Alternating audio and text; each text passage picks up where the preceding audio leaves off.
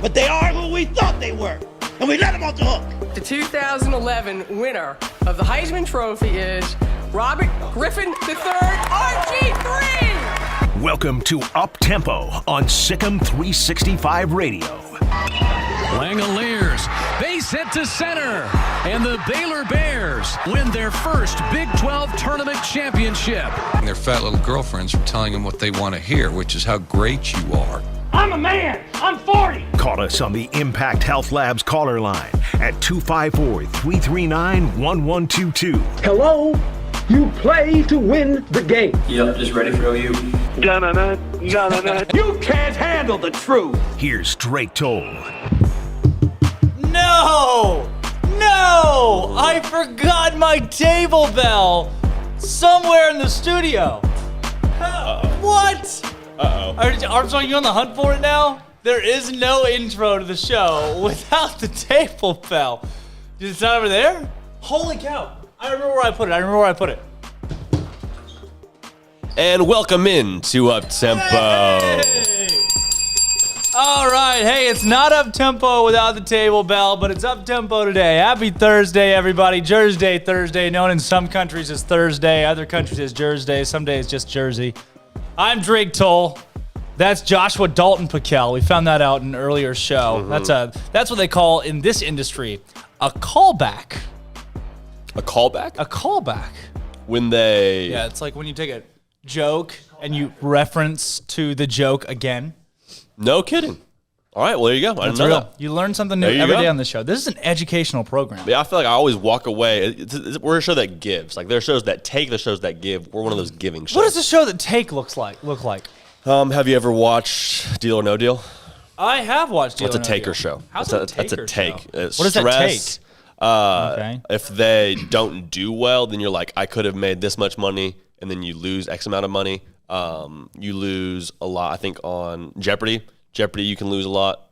Did you see who's hosting Jeopardy now? Aaron Rodgers. For like 2 weeks, yeah. Really? Is it Aaron Rodgers? I thought it was the guy that had won the most money on Jeopardy before. I know Aaron Rodgers is like doing a celebrity stint on, maybe it's like 2 weeks doing celebrities. Yeah, because Alex Trebek died. Yeah. He wasn't on Dead or Alive, thank goodness. He was not on Dead or Alive. We spared Alex Trebek. That was an organic. We spared Alex Trebek. We did. But he died well before. He died before we started the show? Wait, actually, who is hosting it, though? Yeah, I think it's the guy that won the most ever money on the show. I had no idea. Softball last night. Game boy. number 1. I know. The boy was hosting it. Day 1 of the rest of our lives. That was really fun, actually. I had a great time. Yeah. I enjoyed being there. Talk to me about that. It was good. You get in the booth. Is it different? Because you're not doing like play-by-play like you usually do. Right. You're over there doing the PA announcing. Talk me through the setup and talk me through your approach. Softball. Setup was neat. You know, you walk in. So there's a foot pedal. There's a microphone sits on the desk, and there's a little foot pedal underneath the desk that I press for the actual, like, my voice to go over everybody. And everything we get is, like, scheduled down to the second. Like, at 5:54, you're going to say, welcome to Getterman Stadium. At 5:54 and 17 seconds, then it's going to be, wear your mask today. No way. So down to the second? Down to the second. No I've got my computer way. pulled up, and it's got the seconds ticking on it right here. And it's like, all right, 5:15, Mountain Dew. The Diet Coke, I'm just yelling off whatever it is. And was that, so that was all slated, they gave that to you, or it was like, hey, Drake, send us this? Because I asked them, I was like, this would be a great job, and I'd love to do this, but the scripting, what's that going to look like? And they said, we'll write your scripts. We've got a guy and we'll just throw it, we'll hand them to you, and then we'll say, hey, it's so-and-so o'clock. That's actually cool, though, because that means it wasn't like a lot of homework for you to get to do. It was just like, show up. I sat there. Bring your sick voice and get right. I watched some ESPN a little bit. I watched some softball flipping 6-1 against UT Arlington. How about it? Emily Hott hit a home run. Goose McGlawn hit a home run. When they hit home runs now, too, did you know the lights, they flicker on and off? There's a video of that I think I sent it in our group chat on Twitter. But the stadium lights flicker. It's Coach Moore was talking about it last night. We'll hear from him later on in the show about the stadium lights at Getterman Stadium. That they're super innovative. This is not common. Cutting edge. That's awesome though. Okay, good. I'm glad it was good. Was there any jitters? First day? You know, there was a slight bit of, I peed like 7 times before we started. I think the whole staff could tell you that was probably the extent of my nerves. You were But that's hydrated, not- though. I was hydrated. I was very hydrated. I had a Bang beside me. Okay, good. Had a Bang, and we rock and rolled. I felt really good. It was a really, really neat little deal, and I would do it again. And I'm going to do it again this weekend. First We day have out. 7 games this weekend. Let's ride. 7 games this weekend. A little but 7-piece. Yeah, That's a lot of games. I had a blast. I really did. That was a lot of fun. And getting to watch softball. I love softball too. So my mom called me. I was like, I can hear you on ESPN. And I was like, I don't know what that means. There you go. But I like the crowd mic. And so my mom listened somehow. Which they're coming this weekend. The family's coming. The family's coming to town. What's the excitement level there? Because that could be, I mean, on one hand, your family's coming. On the other hand, Yeah. you're going to have to just deal with a lot of critiques about your know. fashion, which I don't support. I don't back any of those critiques. My mom watches the show, so I I'm know. not sure if I can tell my like legitimate excitement level, or I don't know. What I'm gonna put the shovel down. I am gonna put the shovel down. My family's coming. I'm excited. I There we just go. saw them. They're bringing my mattress. I don't know if you know this, but I currently sleep on a sandbag. It is a faux mattress. You look at it and you're like, that's a mattress, but it's just filled with sand. Actually? No, but it feels like It feels that way. So they're bringing my home. It's good for your spine, though. Really? I didn't know that. True story. They're bringing my home mattress today. Okay.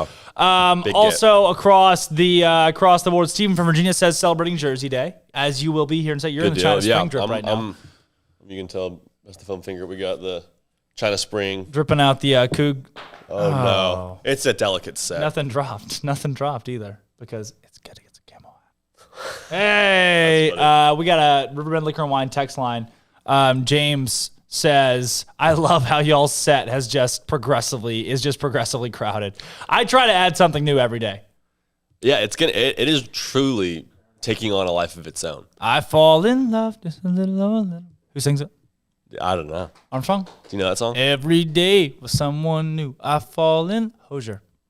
Hosier? Okay. On Dancer, on Prancer, on Coleman, know her. on Cupid. Scotty B. the Baylor King says, impressive win for men's tennis yesterday over UT Arlington, but what is more impressive, Adrian Boitan faced 10 match points. 10 match points. So they're like, match point. And you're like, they're probably going to lose this. He faced 10 of those and came back to win 13-11 in the 10th point tiebreaker. Even in ping pong, that's exhausting. Yeah, he was down 5-1 in the second set, where he lost the first set 7-6 initially, but he won the second set 7-6. And happy birthday, celebrity birthdays, Armstrong. Michael Woodson. How old is Michael Woodson? I'm gonna say he's young, so I'm gonna say he's what? 30. I'm gonna say today's 30.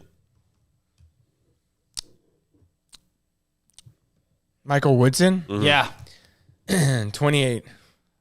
I'm not gonna lie to you guys. I have zero idea how old he is today. Let's check. But it's his birthday. Happy birthday to Coach Michael Woodson, the head coach of the Baylor men's tennis team, number 2 in the country. Dead or alive, Michael Woodson. I will plead the fifth. Okay. Given the nature of this show. I'm going to go. Actually, I'm going to change my vote to 33. Okay. 30. What was the question? Dead or alive, Michael Woodson. Alive. Alive. They can't die if you say alive. We've said alive for a few people on this show, and it has not ended And very it's still well. going to Erie. Yeah.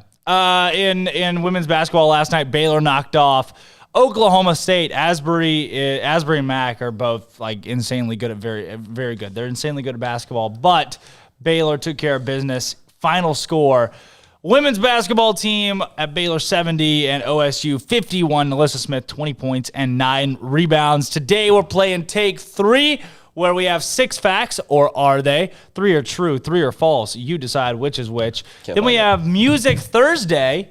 Today's music hits. We now have confirmation on Michael Woodson's age. I just looked it up. I couldn't find it. Well, you found it? I found it. Scotty B. the Baylor King has just sent me Michael Woodson's age. What is your guess?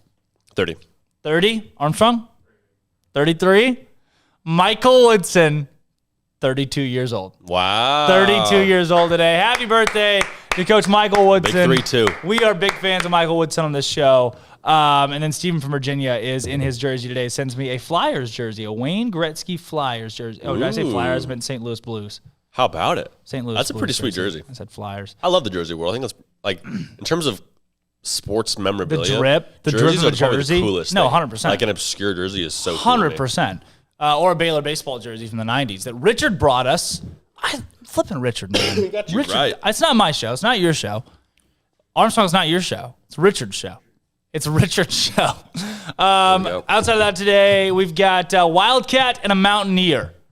Squaring it off one-on-one today in who was going to win in the real life, whatever it is. Cage match. Yeah, cage match. Who you got in that one? Give me a Wildcat. Ooh, Really? Give me a Wildcat for funsies. I just have a hard time going against the guy with the gun. Mountaineer's armed. I think it's tough. Mountaineer's That's armed. tough for me. But give me a Wildcat, again, for funsies. I think that's the way I'm going to go right there, just because a fun Mountaineer's got a musket. Oh, I'm picturing a massive Wildcat. Like an unrealistic, mythical creature Wildcat. Dude, one bullet, I think, to the dome. You think so? I think one bullet does it. You got to be a good shot. To the dome of a To the Wildcat? dome. To the Yeah, I don't dome. really trust a Mountaineer I think against one a Wildcat. shot, I've yeah. been riding the Mountaineer wave, and not today. Not today. And then the Bear Games question of the day today. What is the catchiest song of all time? Ooh, of all time. Yeah. You know what I think it is? Really? That was a quick You know what answer. I think it is? You're I think coming up- you know what? I was talking about this the other night. I think it's Sweet Caroline. Really? Like anywhere in the country you go, you can say Sweet Caroline. You will automatically get the response. Bum bum bum. Okay. And I think Catchiest, that's- though. yeah, What no, I song think- gets I think- stuck I think in your that's it. head? I think it's Sweet Caroline. It gets stuck in your head? Yeah. I think Armstrong and I will both agree. When Armstrong's back producing the show, we'll have a little conversation about what his is. Today, Trey Richardson of the Baylor baseball team joins us at 12:05. Cam Bowden. Campbell's her name. Okay. They call her Soup. That's good stuff. That's good. She's at 12:30. She's a Baylor volleyball player. And then Steve Hoot Jonigan, who was the color guy for the Baylor baseball team last year, and now is an assistant softball coach with Baylor softball. He joins the show at 1 o'clock. They got a win last night, 6-1. They played this weekend in a big tournament against UConn, Lamar, Ole Miss. Yeah, ever heard of them? Okay. And Mississippi State. They play all of those teams this What a weekend. transition for Steve Hoot. Steve Hoot Jonigan. Steve Hoot Jonigan from Yeah. the booth to the dugout. To the dugout. A la Urban Meyer. He's a flipping cool dude, too. Well, from sports media to the game. Yeah. How about it? To the I love Jags? that. Is he There's with the a Jags? chance for us, huh? We got a chance. We could there be comes a coaching time this time next year. We could be. when we heed a certain call. Armstrong, Yeah, what catchiest is y'all's song- favorite? Catchiest song of all time. Right now, it's unbelievable. She's so kissable, huggable, lovable, unbelievable. You trying to get me to sing? Yeah, I thought you were going to join in on that one. I'm sorry. I was my mind is elsewhere. Okay. Catchy song of all time? Yeah, Unbelievable by Diamond Rio is definitely up there. Yeah, it's number one. It's definitely up there. It's I don't so even know if tough I to know beat. that song. Up till Well, now, my once you listen to it, you'll be like, life okay, yeah, I has can see. been Really? so Okay. Oh, the harmony? When is that? Unbelievable. Is that a older song? 90s. Yeah, 90s. 90s country. It reminds me of Steve Holy's Brand New Girlfriend. Don't know what that is. Really? I got a brand new girlfriend. Dude, yeah. It makes me feel better when we have these conversations. Clueless. Because I just get rocked in music every single day. Like music Monday, Tuesday, Wednesday. Like it doesn't matter. But like then when I hear y'all talk about it, I'm like, oh, okay. I wasn't born when that song was out. So that makes sense. Big music guy. I'm a big music guy. I think you are a big music guy. I think you are a big music guy from a certain genre in certain time periods as well. Like I'd be curious if I ran Music Monday, what would happen? Really? A little bit. If you did, like, what would that look like? It'd be something. I don't know what it would be. Truthfully, I think that's why it hasn't happened for a lot of reasons. But one being, I have no idea how it would go or what it would look like. It'd be obscure. I'm Five sure. Drake songs. 5 Drake. No, I think I would pepper it up a little bit with some other artists, but Drake would have to be in there. I think, which I think you would actually probably nail. So today we've got women's tennis versus Tyler Junior College. That is at noon. 26 being tomorrow. Track at the Big 12 Indoor Championship. Equestrian, Oklahoma State. Softball, UConn. Softball, Ole Miss. Baseball, Texas A&M. Wow. No, the Round Rock, right? Volleyball, North Texas. Golly. Big day in Baylor sports. We're breaking things down across women's basketball, men's basketball, and everything else. Men's basketball's coming up Saturday at Kansas. I'm Drake Toll. That's J.D. Pickell. Armstrong Sims. We'll hit a quick break right here. Be right back. This is Up Tempo. It was just another Wednesday night for the number 7 Lady Bears, who knocked off the now 17-7 Oklahoma State Cowgirls 70-51 at home. thanks to 20 points and 9 rebounds from Nalissa Smith and double digits from Moon Urson, Queen Egbo, and Dejanay Carrington. Baylor is now 18-2 overall and 13-1 in conference play. Elsewhere on the women's side, number 15 Ohio State fell at Penn State 69-67.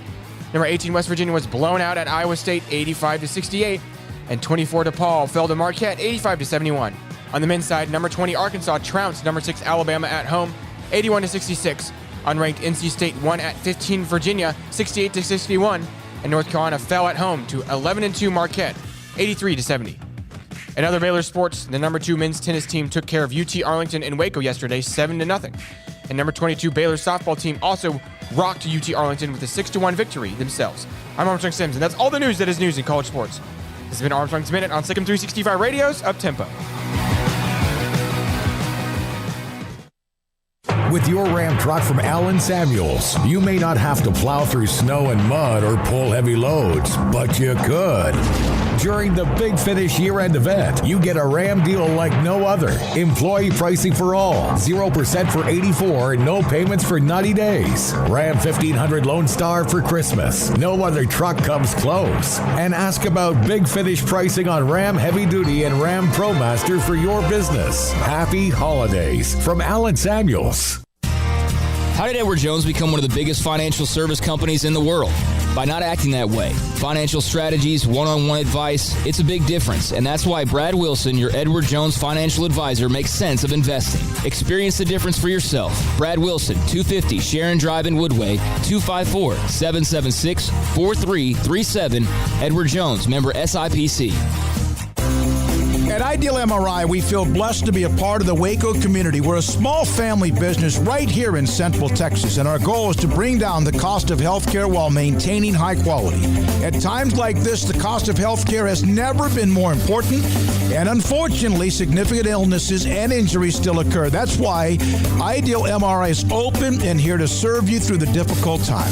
We offer premium MRIs just like a hospital with state-of-the-art technology and specialists, but you'll pay less. Sometimes thousands of dollars less, whether you're using insurance or not. At Ideal MRI, we accept most insurance and there are no hidden costs, even offering financing if that's needed. Everything included in the price, and you'll not get something as a surprise in the mail later on. If you need an MRI, ask your doctor about Ideal MRI. They'll know. You can schedule an appointment safely from home online in minutes at idealmri.com or give us a call, 833-IDEAL-MRI, idealmri.com. Texas Farm Bureau Insurance has protected fellow Texans with auto, home, health, and life insurance since 1952. With more than 260,000 square miles of land and 27 million people, that's a lot to cover. Whether you're wrangling cattle or wrangling kids, we're proud to protect Texans in all Texan ways of life. Stop by and see our agents at one of our 3 McLennan County locations. Coverage and discounts are subject to qualifications and policy terms and may vary by situation. Waco Custom Marketplace is your home for holiday favorites for parties and the time with family. Various specials available in-store and online. A variety of steak gift boxes with 4 ribeyes for $70, 4 bacon wrap fillets for $55, or 4 New York strips for $50, and all come with steak butter. Fall snack box for watching a game or wrapping presents or hosting people at your house, including summer sausage, split horn, and jalapeno cheese and salted crackers for only $35. 2 pieces of lobster tails with herb butter and 2 bacon wrap fillets for $60. Order online or call in advance to ensure availability, or drop by Waco Custom Marketplace at 425 Lake Air Drive. Waco Custom Marketplace has a full-service butcher shop for customized orders or cuts of your favorite steaks or beef tenderloin or specially ordered prime rib roast. Plus, what you want with pork, poultry, seafood, and more. Waco Custom Marketplace, 425 Lake Air Drive in Waco, or WacoCustomMarketplace.com. Welcome back to Up Tempo on SicEm365 Radio.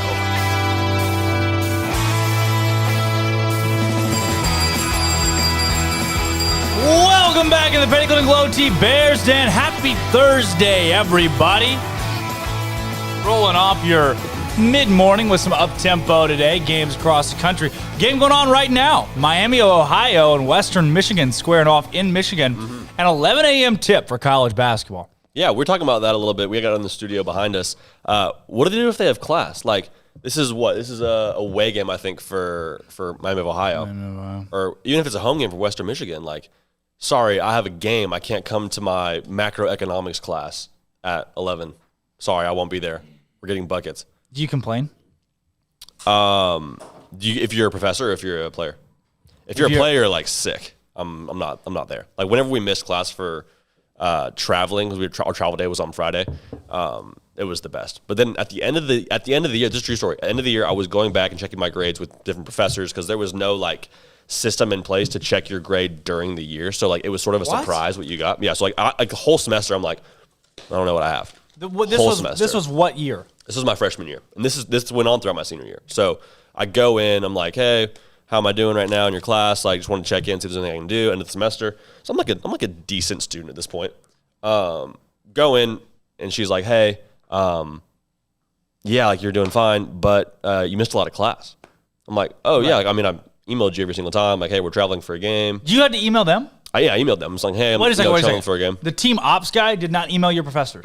Wow. You got to coordinate with your professors. Like, they had like a printout for us to like give to them before the season started. But I go in, like, she's like, every single time I emailed her, she's like, great, thanks so much. Great, thanks so much. Let me know. Go in, she's like, yeah, you missed a lot of class. I'm like, yeah, I know. We talked about that every single week. She goes, I know, but I only give 2 excused absences. I'm sorry. I'm like, what? I'm like, what are you talking about? I'm traveling for a university event. She's like, yeah, sorry, it's my policy. I talked to our academic advisor for the athletic program. Like, hey, here's what she told me. Like, what's up with that? She goes, yeah, she can do that. No way. I was like, this is crazy. That's when it hit me. I was like, oh, this is not really that big time of college football. Hold on. It was wild. So I think I lost I don't know what percent of my grade it was, but I lost a percentage of my grade for absences. No way. I was irate. You were a football player. Allegedly, but it didn't matter to them. To them, I was just Joe Schmo missing class. So what would they do? Like, did they expect you to just not go on the football road trips? I don't know. That was kind of my thing. I was like, what? I'm traveling for a school event. It's not like a personal thing. Also, like, I'm here because I was able to get in because football helped me. Like, I couldn't get into this school without their help. And now I'm going to get out with their help because I'm missing games, or missing class for games. So anyway, yeah, that was my tangent on, I don't know what they're doing. I bet they're probably all excused from class. I would hope they're excused from class. You would think. One could assume that they've been excused from class today. Last night, women's basketball, Baylor number 7 in the country. They just keep winning. Their loss to Iowa State when everybody was like, uh-oh, not good. Mm-hmm. They're like, sweep it away. Sweep away the losses. We're about to go on a gajillion game win streak, and they've done exactly that. They're now 18-2, 70-51 win over Oklahoma State last night. 17-7 Oklahoma State. Natasha Mack was really good, as she has been all season. 18 points and 18 rebounds for OSU. She leads the nation in rebounding. Oklahoma, she has more block shots than most teams in the country. No kidding. Than every team but 30. She's unbelievable. Oh, my God. Unbelievable. Oh. And then Jamie Asbury, 15 points last night. She's a really good scorer as well. But Baylor was able to hold the Lady Cowgirls at bay. They had a lead at halftime. They held Oklahoma State to just 21 points at the break, which is flipping insane. We got players like Asbury and Mack. But in the end of the night, 2 players don't win you a basketball game, and Baylor took it 70-51. We have the highlights from that ball game last night. The Lady Bears win it again at home in the Farrell Center, 18-2 now after the dub over Oklahoma State. Check this out. Tonight from the heart of Texas, Waco, Texas, the 7th-ranked Baylor Lady Bears hosting the Cowgirls of Oklahoma State. Cowgirls still looking to get on the scoreboard. Drive in by D.D. Richards, the bucket and a foul. Fields looks to drive, cut off by Urson, pass outside, stolen by Oliver. Breakaway, layup, good by Trinity Oliver. You saw her fake to the right, turn and quickly shoot over that left shoulder. And Melissa Smith drives in, she's fouled. She'll have a chance at a 3-point play. Kind of an elastic right leg there, not to travel. Carrington open 3. It's good, and that's her 100th made 3. To Melissa Smith, layup, good at the buzzer. That switch to the zone in the second quarter really propelled it. Ball goes flying away. Moon Urson has it for Baylor. Lady Bears have numbers. Melissa Smith will lay it in. Collins, a freshman from Muldrow, Oklahoma. Three-pointer right side. Is that a three? It is for Moon Urson. 13-point advantage for Baylor. There you go. Freshman. Yeah, the freshman right in the lineup. Still no blocks for Oklahoma State. None for Natasha Mack, who leads the nation. How about in that category? Quick hands by Moon Urson. Wow. Eyes in the back of her head. Loose ball, collision, no foul. Moon Urson will lay it in for Baylor. Here by the vote of the conference coaches before the season started. There's the pass from Alyssa, and she gets it to fall in. And Baylor will dribble out the final seconds of a 70-51 win over the Oklahoma State Cowgirls. That from last night's game between Baylor and Oklahoma State.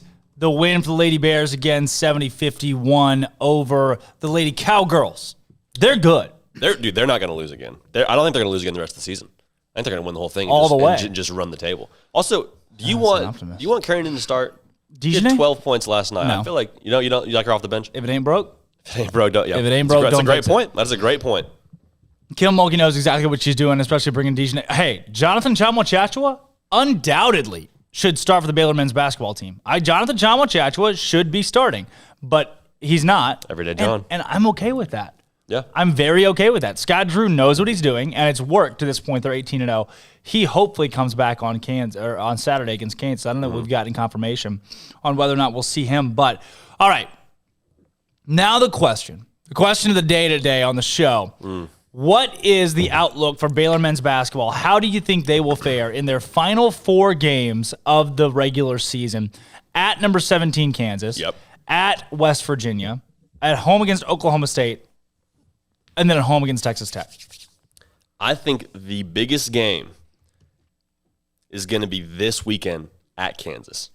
Because by West Virginia, they should have their win back, their legs back under them. If they can win at Kansas, which I believe they will finish the season undefeated. And that's my honest to goodness truth. What if they lose at Kansas? If they lose at Kansas, you're reeling. So at that point, you're worried about your psyche, you're worried about your wind. At that point, I could see it becoming a little bit more of a difficult slate. Like I think Oklahoma State at tough with Cade Cunningham.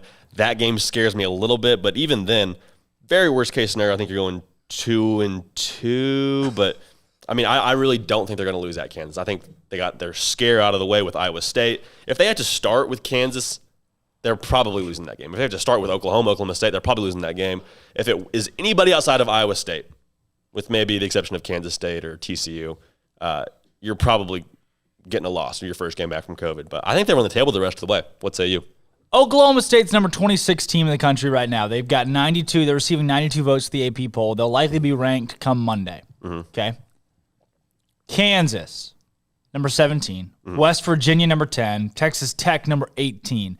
You are facing 4 what I would consider to be top 20 teams in the country, especially when they're playing at their best. Sure. Kansas, 7 p.m. night game, Allen Fieldhouse on Saturday. If Baylor plays remotely like they did on Tuesday, they will lose. They will lose. Do you think they will play like they did? I'm worried they will. I am worried about the Kansas game. I will not say Baylor is a 6-point favorite going into the game. Won't take it. Won't take it. I bet it's going to be higher, too, which is kind of the scary part. I bet it'll be double digits.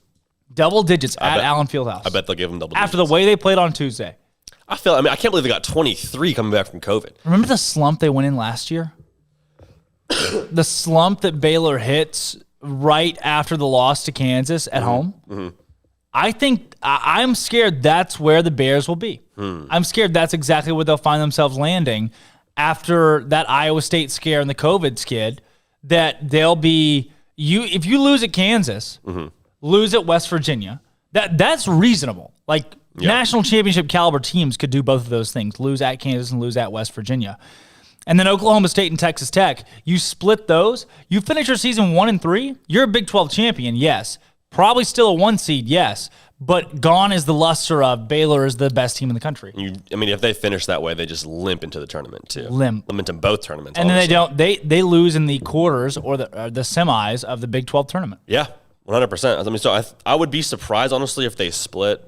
Like if they went 1-3, that would really surprise me. If they lose to Kansas, I would like to think they'll probably split with West Virginia and Kansas.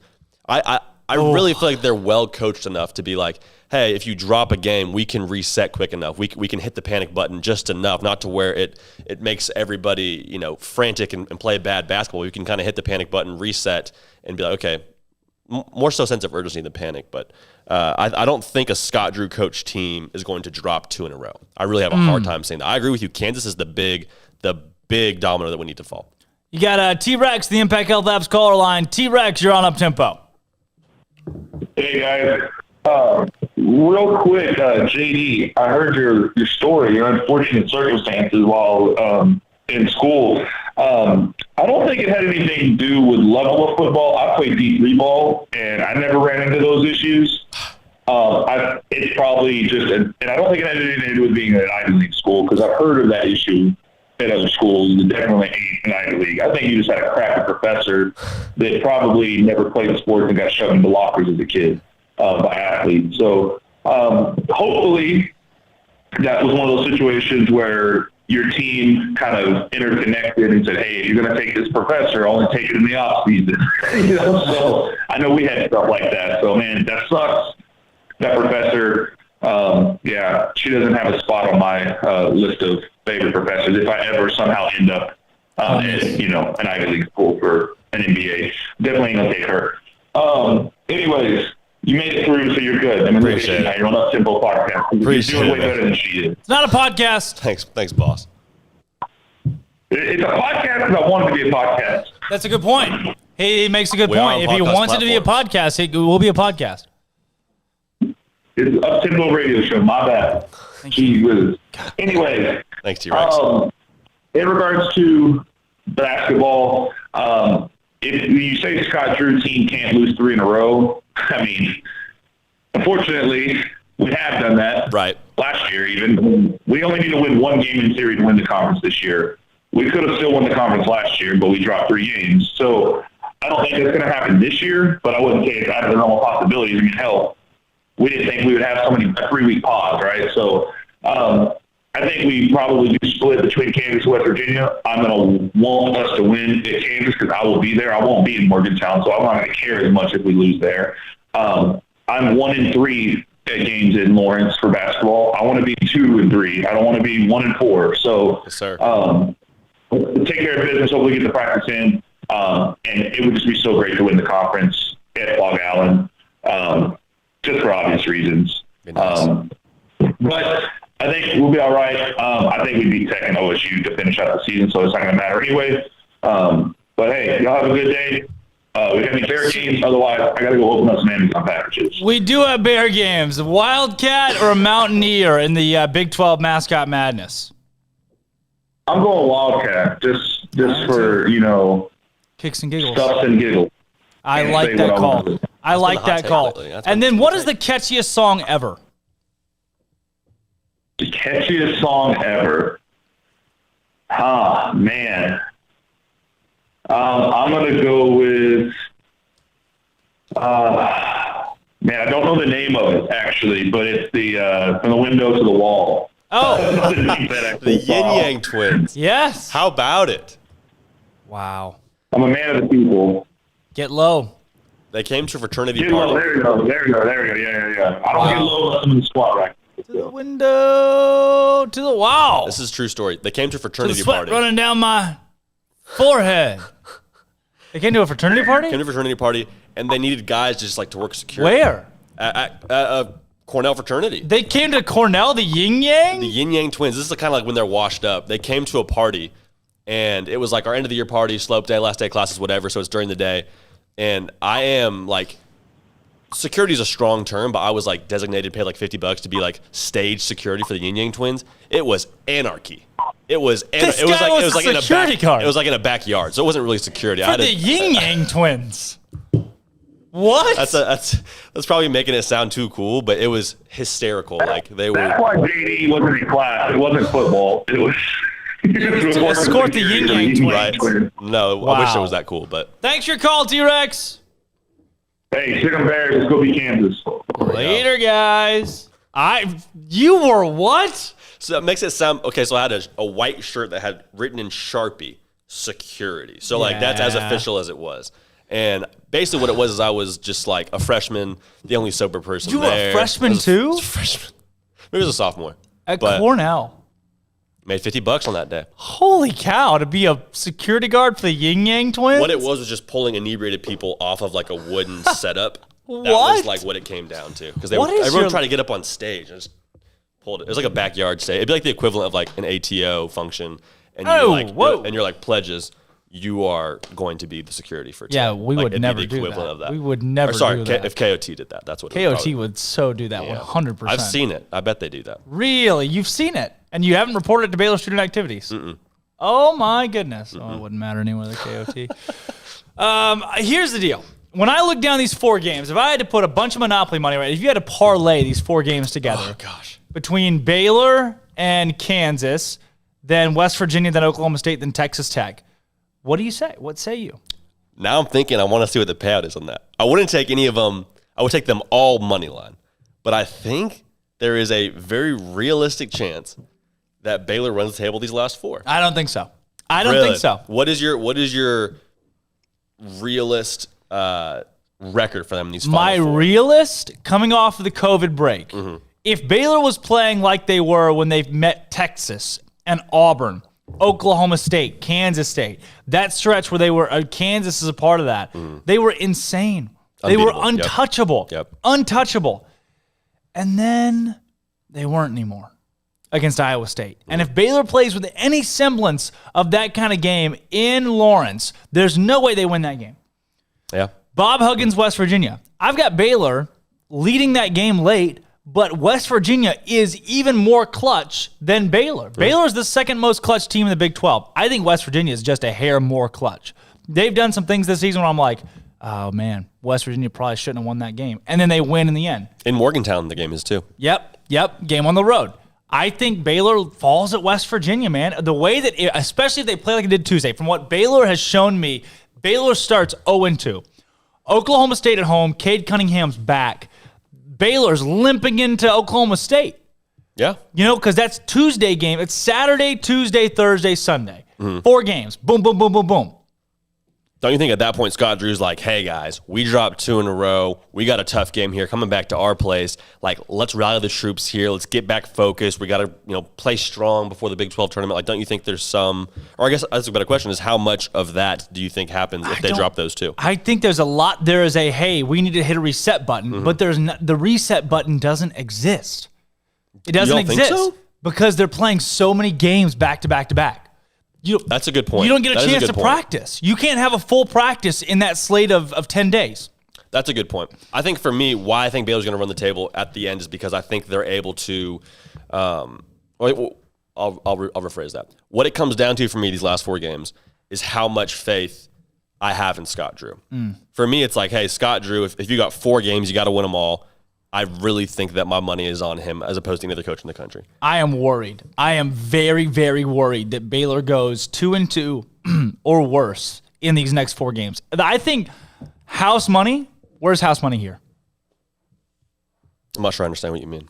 Where are you putting, if you got to put big money? Oh, okay. I'm going to say house money probably goes 3-1.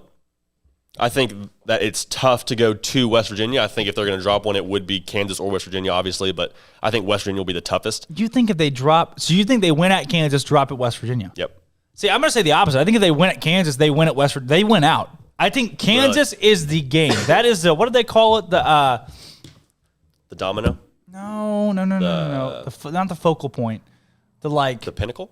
They used it in Rome, and it was the part of like the arches that held the cornerstone. Parthenon? Oh yeah, I work for Cornerstone. Really? You're that guy. I'm that guy from Cornerstone. I'm the Cornerstone guy. Sorry, I cut you off. I'm sorry. Cow. No, that's the maybe I didn't mean domino. That's just the focal point. Okay. I don't know. No, I'm with you. One of those words somewhere in there. Kansas. That game. The result of that game determines what Baylor does moving forward this season. A loss against Kansas, Baylor goes 1-4 in these next 1-3 in these next 4. A win against Kansas, Baylor wins the Big 12 outright, which they already will. They already will. And they go 4-0. They finish 22-0. They're going to be 14-0 in conference play and not have to forfeit a single game. I'm with you. I agree Kansas is probably the focal point for that whole schedule. I think if they win that game See, it's hard for me to go back on what I just said. I do think that that's going to set the tone for the rest of their schedule, though. If they were to drop a game in these 4, West Virginia scares me the most. So if I had to put house money, I think 3-1 is where I go. I do think, though, if they beat Kansas, there's a really good chance they run the table. If I had to put house money, I'm just going to not. I'm going to decline to until after the Kansas game. But I'm Drake Toll. It's J.D. Pickell. Armstrong Synth producing the show today. When we come back, we're going to play Music Thursday with Disney songs. Yeah, that's right. Oh, okay. Disney songs. Not only that, we're also going to, how about we do a little SicEm Pick'em today? Love it. And take 3. Busy day on Uptempo. We'll be right back. This is Uptempo. It was just another Wednesday night for the number 7 Lady Bears, who knocked off the now 17-7 Oklahoma State Cowgirls 70-51 at home, thanks to 20 points and 9 rebounds from Nalissa Smith and double digits from Moon Urson, Queen Egbo, and Dejanay Carrington. Baylor is now 18-2 overall and 13-1 in conference play. Elsewhere on the women's side, number 15 Ohio State fell at Penn State 69-67. Number 18 West Virginia was blown out at Iowa State 85-68. And 24 DePaul fell to Marquette 85-71. On the men's side, number 20 Arkansas trounced number 6 Alabama at home 81-66. Unranked NC State won at 15 Virginia 68-61. And North Carolina fell at home to 11-2 Marquette 83-70. In other Baylor sports, the number 2 men's tennis team took care of UT Arlington and Waco yesterday 7-0. And number 22 Baylor softball team also rocked UT Arlington with a 6-1 victory themselves. I'm Armstrong Sims, and that's all the news that is news in college sports. This has been Armstrong's Minute on SicEm365 Radio's Uptempo.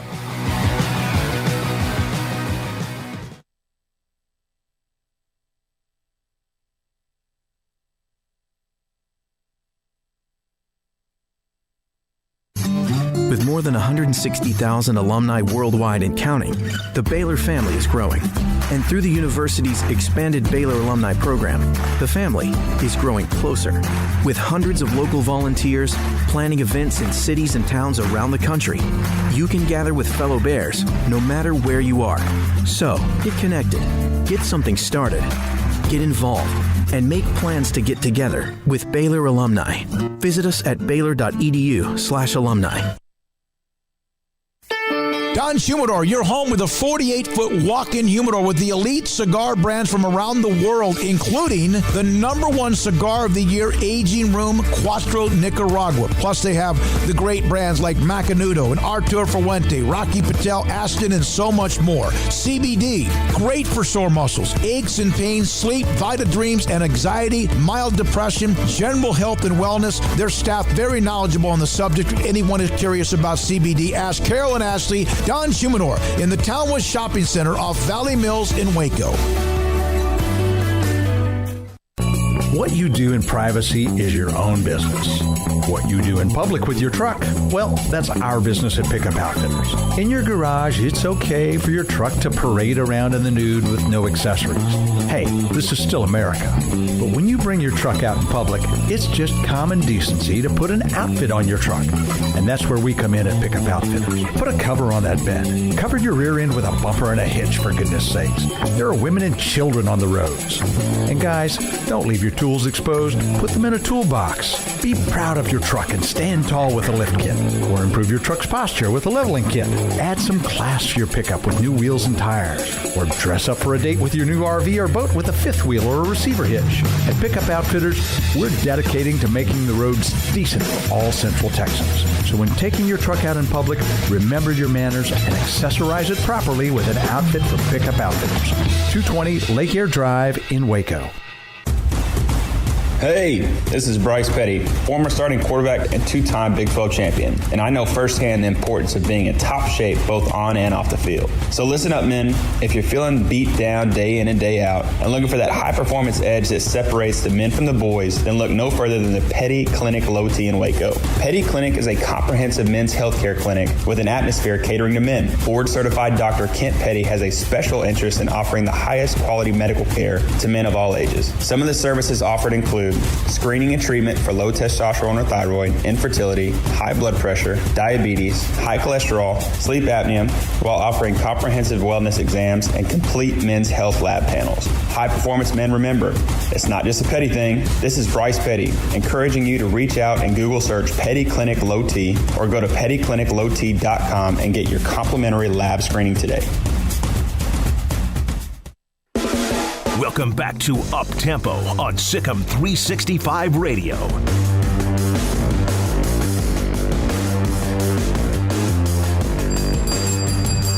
Welcome back in the Pickell and Low T Bears Den. Happy Thursday, folks. I feel bad. I need to celebrate. I need to get a jers. Today we're doing something new. The Casper Slide Part 2. And it's about to get funky. Is that a song? Armstrong was a ZZ. Is that what it is? Armstrong was a Z. He knows that song. Is that a Z like tradition? No, it's just the kind of song that Z would play at a party. Okay, let's go. Armstrong knows. Yeah. Actually, that was I won't go into details. Were you ever on music at these parties? Were you ever like, hey Armstrong, you got the aux tonight? Hey Armstrong. No. We had like guys who were like, wanted to be DJs and had that as a job, right? Yeah. Like it mattered to them. Yeah. I would criticize. Of course. But never, actually do it. That sounds like a good spot to be at. Bad music can ruin a party. Music makes or breaks a party. Oh, for I think sure. that's true. 100%. I think that's very true. But that specific song one time was like played on repeat like 30 times in a row. No. Did it clear out pretty quick? At a party? No. Yeah. Yeah, you know the situation. I know the situation. Just with the intent of annoying just being super obnoxious. People. Yeah. Oh, gotcha. Certain people. Correct. That needed to be annoyed. Yeah. That didn't want to be annoyed necessarily. Correct. I'm catching the drift here. We had one of those songs. For your when we didn't want to be annoyed, and it would just play over and over and over, and now I get just what song was it? Can these I ask? Awful Epic Sax Man. Ours is Epic Sax Man. Now see, that's a bad one. There's a science to choosing a song for this particular situation. That one's really bad because it's like a 10-second and then repeat, right? It's scarring. Whereas like the other main song, it's like 2 minutes, so replaying it isn't that bad because there's at least some variety. Yeah. Right. Another one, if it's like a 5-second riff over and over, that's bad. We had that, and then there was Wagon Wheel, which wasn't supposed to annoy you. It was just that was good. I can listen to that song 45 times in a row. Darius Rucker version? It started Darius Rucker, but I forced it to the old Crow Medicine Show version, the original. Oh, nice. It's better. Yeah, significantly better. But we did Nice. Epic Sax Man, which is I to this day I hear it. There are certain songs that I hear and I'm like, whoa. Music Thursday today. Are you guys ready? It's you two playing against each other. We're ready. Here's what we got. I don't remember exactly what songs these all are, so I do a bad job of writing and keeping up with these. But I want to know the artist, the song, and the movie. What's going to be weird is that you guys probably won't know the artist for most of these because they don't really have artists, but close enough. So yeah, you're not going to know the artist. You may know the artist on like one or two. All right. Artist, song, scrappy. title, movie, you said? Artist, song, title, movie. Okay. So same format as yesterday, like points wise. Right. Movies too. Ready and the movies too. And action. If I were a rich man, 'cause you'll be in my heart. That's what I said. A girl worth fighting for. I want.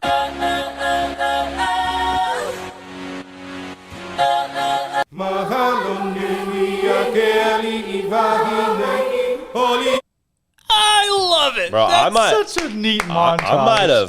I might have come out here, Armstrong. You might have nailed something? I might have gotten a hammer. I did forget that I put a chorus in one of those just to give you guys a little freebie. Little nug.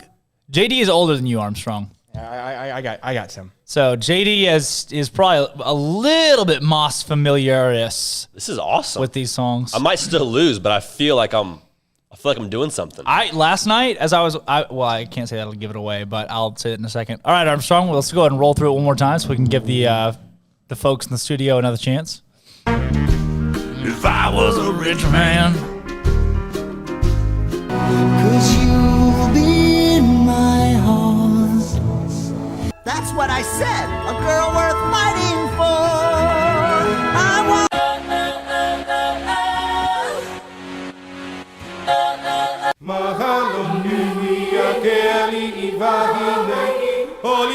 Will you play it one more time just for kicks and giggles? Yes, I can't figure out. Okay. if I were a rich man, 'Cause you'll be in my heart. That's what I said, a girl worth fighting for. I want.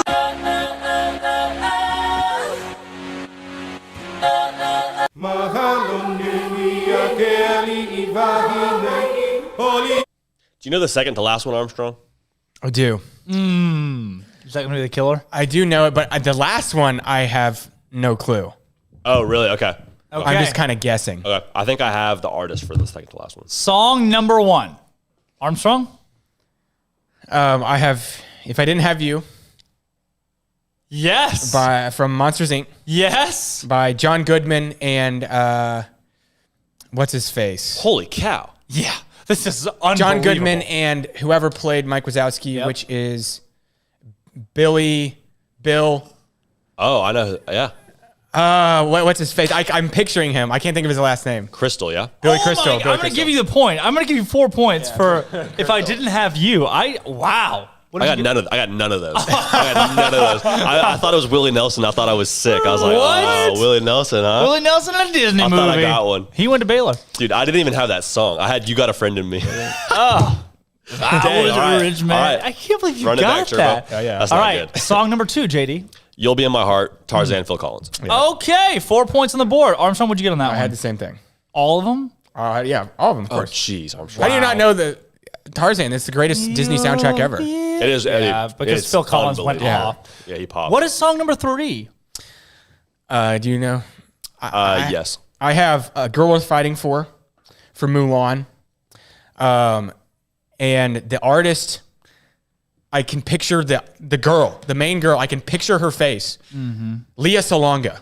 What? Did you get it? Holy mess! Is that right? There's no way. Is that right? There's yes. Thank you. Did you look that up? I did not look that Leah up. That's Salonga? amazing. Yeah, you know who that is? She's the singer in Mulan? Yeah. No one knows that on Earth. Wait, is that You the have one who too sings? much Is that who free that's time. by? That's the singer. She's not the voice actor, but she's just the singer.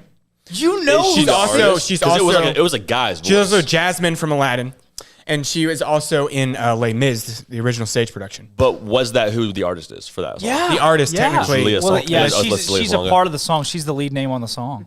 Golly. Holy mess. No way you just got that. I know movies. I'm telling you. No way you just got that. This- JD, Or what'd you get, JD? I mean, I had that and have Leah Salonga, but I had the other two. Girl was fighting for Mulan. That just came to me right when I was saying. That was the amazing. single Because I could craziest picture thing the actress's face. that's ever happened on Uptempo.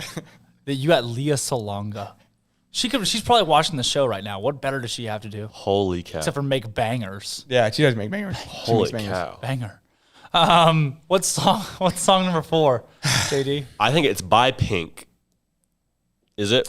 I have Try Everything by Shakira from Zootopia. Holy mess. Is that right? None of those. Yes. Got none of those That right. is this is Holy unbelievable. cow. This is unbelievable. Yeah, this is the last amazing one I don't right know now. at all. And then what is the last one? Last one's Hawaiian Roller Coaster Ride, Lilo and Stitch. Hawaiian's Children Choir. I will give you. Is that right? I will give. Did you have the movie? I didn't. I guessed Moana. It was Lilo and Stitch, and it's Hi Melee No Lilo. If you had gotten that, Hi, Malelo Lilo. That would have been should've better known than it. Leo Dang it. Malonga. What is that? Hawaiian Roller Coaster Ride. No, that song is Hawaiian Roller Coaster Ride. Oh, dang The it. This song is you're Leo singing- Malonga. This is Dang Hi it. Melee No Lilo. Hi, Malonga. Oh, okay. Birthdays until Dang it. the horizon. That was great. So who won? That was. You really. You got to go there. All right. That was amazing. You know what? Hats off to We're Armstrong. gonna play another little game. We got Love any it. music for it, Armstrong? Love it. I don't have any loaded up now. What? Can we play the Hawaiian Roller Coaster Ride or the You Hamalelo Lilo or whatever? The sunset on the horizon. That's a great movie. I get slept on a lot, actually. That's our next bracket. It's a Disney. Cobra Bubbles. Cobra Bubbles. Yeah. I love that movie. Can't believe y'all doubted my movie knowledge. I didn't doubt it. I just didn't realize it was so vast. That is the clip of the week on Leah Uptempo. Salonga? That is number 1 that you got that. I cannot believe that is unfathomable. Yeah, that's actually super impressive. It's unbelievable. It makes me feel better about myself because you nailed that. Holy crap. I really thought that I had We're going to do that every day now. We're Yeah. going to play Leah Salon, a different Leah Salon song. Well, yeah, I'll get him. She's amazing. But, not to brag, I am friends with the director of Mulan. Really? So that does help my knowledge of that. Friends with the director? Yeah. How? I met him through various contacts I have. He lives in Orlando. What? And so I got to know him when I went on mission in Orlando. Wow. Oh, sick. Dang. Wait, what are your various contacts? Or you can't disclose? Okay, well, I can tell you. I went on like a summer mission for Crew. Campus cool. Crusade. Yeah. And their headquarters are there. And so I did film stuff with them. And then they knew him because he's a strong Christian. And they got you right. Wow. And That's so now awesome. we email back and forth. That's sick. Wow. All right. Take 3 today. Yeah.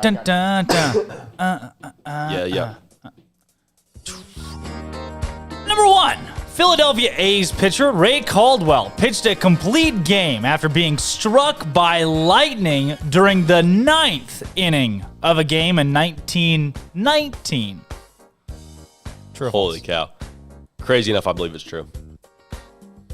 Yeah, I believe that. Number 2, Slinging Sammy Baugh from TCU revolutionized passing in the NCAA and had 3,787 passing yards over the course of just an 11-game season in 1933. I got false. Dude, that's so many passing yards. I don't think he threw. I don't think that's true. I'm gonna say it's false. The most strokes ever on a par 4 at a PGA Tour golf tournament was at the 2011 Valero Texas Open, where Kevin Na took 16 strokes in 20 minutes to sink a shot. I'm gonna say false. I'm gonna say it was more than that. I got true. Okay, Armstrong says true.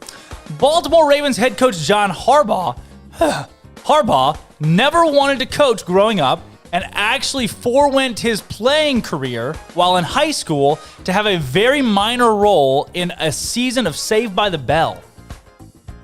Wow. True. Okay. Wow. Yeah. I mean, that's so crazy. I'm gonna say it's true. Giles Pellerin, obviously Giles, attended 797 consecutive USC football games from 1925 to 98, only stopping when he died at the age of 91 while in attendance at a USC UCLA football game at the Rose Bowl.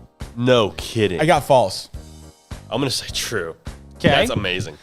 The 1904 Olympic Games in St. Louis were held in conjunction with the World's Fair, resulting in the largest crowd ever in an Olympic event. An estimated 160,000 people at the decathlon shared by 3 neighboring venues. 160,000 people. I'm gonna say false. I'm gonna say it's more than that. I got false. Okay. Number 1, Philadelphia A's pitcher Ray Caldwell pitched a complete game after being struck by lightning in the 9th inning in 1919. True. Wow. True. Wow. Slinging Sammy Baugh of TCU revolutionized passing. 3,787 yards in 1933. So false. I made that completely up. That's not even remotely true. I don't even know if he played in 1933. That's impressive, though. I mean, it's probably around the time he That did. came off my. That was just off my dome. That's so false. The most strokes ever on a par 4 course. 2011 Valero Texas Open. Kevin Na, 16 strokes, 20 minutes. True. Wow. You know, the only reason That's a I knew lot of that is strokes. because when you said most ever on a par 4, immediately my brain thought, I think it's 16. I've heard that before. And then when you said 16, so I was Just like, the that's recall. it. It's Jeez. Baltimore Ravens head coach John Harbaugh never wanted to coach growing up. Forewent his playing career in high school to have a minor role in Saved by the Bell. Completely false. Made it up. Not even remotely. That was good. That was a good one. That was a buddy. good one. That was a good one. To do with anything. I bought it. But Jim Harbaugh was in Friends or something. He was in like Cheers or Friends or something. Jim No Harbaugh kidding. had like a boyfriend role in one of those movies. Yeah. Oh, I remember seeing that. Yeah, that's funny. Super weird. That's funny. Giles Pellerin, 797 USC football games from 25 to 98, only stopping when he died at a game. That's true. That's awesome. That is awesome. True. That's so cool. Giles, what a dude. And a 25 to USC 98. fan, too. A Yep. USC fan, not like a SEC, like crazy Alabama Yeah, fan. it That's just awesome. means more. USC, it just means more. USC. And the 1904 Olympic Games in St. Louis held in conjunction with the World's Fair, 160,000 in attendance to watch the decathlon. So false. The 1904 games were so unpopular, they allowed people to come off the streets to compete in the Olympics that year. No way. I made that completely up off the dome. I'm going to start doing that now because you hate the way the game used to be. Yes. Did we tie? Yep. I think so. All right. Sick 'em pick 'em. You get like 3 games. Hurry, we got like 30 seconds. Give me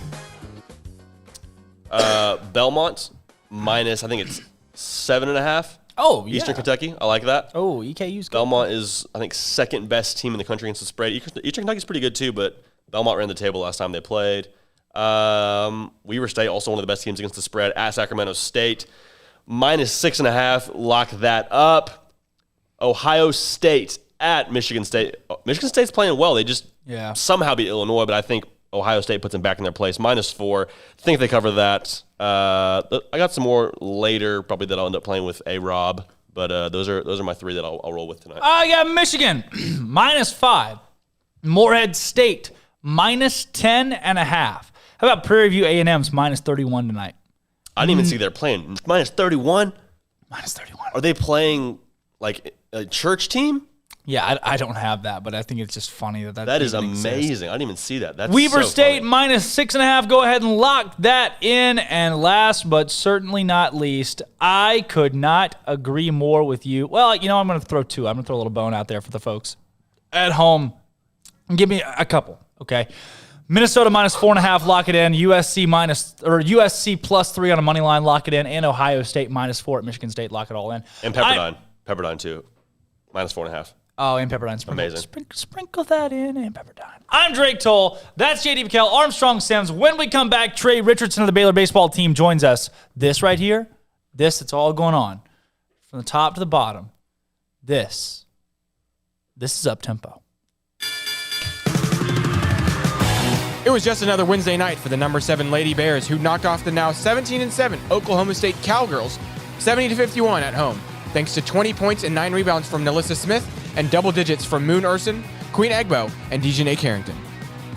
Baylor is now 18-2 overall and 13-1 in conference play. Elsewhere on the women's side, number 15 Ohio State fell at Penn State 69-67. Number 18 West Virginia was blown out at Iowa State 85-68. And 24 DePaul fell to Marquette 85-71. On the men's side, number 20 Arkansas trounced number 6 Alabama at home 81-66. Unranked NC State won at 15 Virginia 68-61. And North Carolina fell at home to 11-2 Marquette 83-70. In other Baylor sports, the number 2 men's tennis team took care of UT Arlington in Waco yesterday 7-0. And number 22 Baylor softball team also rocked UT Arlington with a 6-1 victory themselves. I'm Armstrong Sims, and that's all the news that is news in college sports. This has been Armstrong's Minute on SicEm365 Radio's Up Tempo.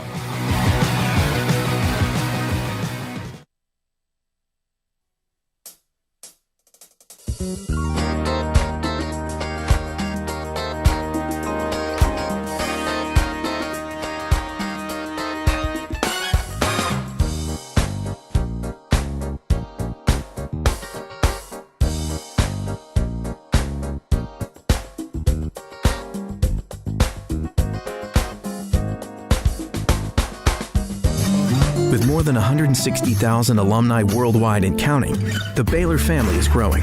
And through the university's expanded Baylor alumni program, the family is growing closer.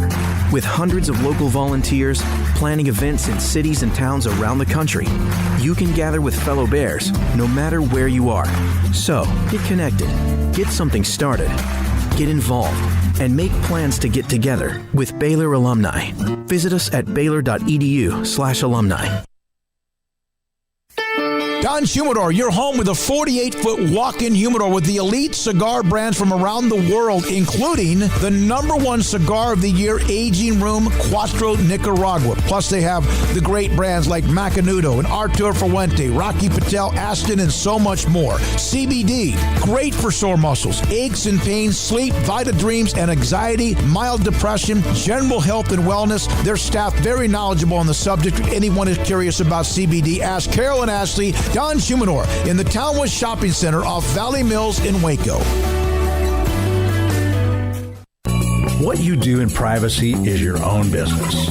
What you do in public with your truck, well, that's our business at Pickup Outfitters. In your garage, it's okay for your truck to parade around in the nude with no accessories. Hey, this is still America. But when you bring your truck out in public, it's just common decency to put an outfit on your truck. And that's where we come in at Pickup Outfitters. Put a cover on that bed. Cover your rear end with a bumper and a hitch, for goodness sakes. There are women and children on the roads. And guys, don't leave your tools exposed. Put them in a toolbox. Be proud of your truck and stand tall with a lift kit. Or improve your truck's posture with a leveling kit. Add some class to your pickup with new wheels and tires. Or dress up for a date with your new RV or boat with a fifth wheel or a receiver hitch. At Pickup Outfitters, we're dedicating to making the roads decent for all Central Texans. So when taking your truck out in public, remember your manners and accessorize it properly with an outfit from Pickup Outfitters. 220 Lake Air Drive in Waco. Hey, this is Bryce Petty, former starting quarterback and two-time Big 12 champion, and I know firsthand the importance of being in top shape both on and off the field. So listen up, men. If you're feeling beat down day in and day out and looking for that high-performance edge that separates the men from the boys, then look no further than the Petty Clinic Low T in Waco. Petty Clinic is a comprehensive men's healthcare clinic with an atmosphere catering to men. Board-certified Dr. Kent Petty has a special interest in offering the highest quality medical care to men of all ages. Some of the services offered include screening and treatment for low testosterone or thyroid, infertility, high blood pressure, diabetes, high cholesterol, sleep apnea, while offering comprehensive wellness exams and complete men's health lab panels. High performance men, remember, it's not just a Petty thing. This is Bryce Petty, encouraging you to reach out and Google search Petty Clinic Low T or go to pettycliniclowt.com and get your complimentary lab screening today. Welcome back to Up Tempo on SicEm365 Radio.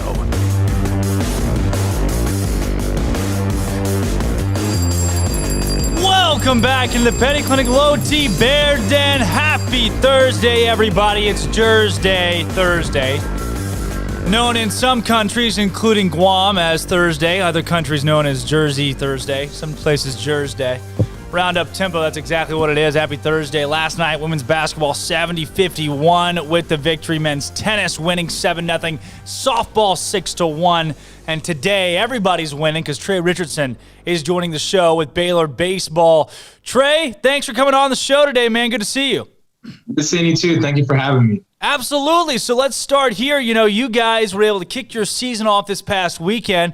The series against UT Rio Grande Valley didn't go exactly like you guys wanted it to, but how nice was it to get back out there and be playing on the diamond again?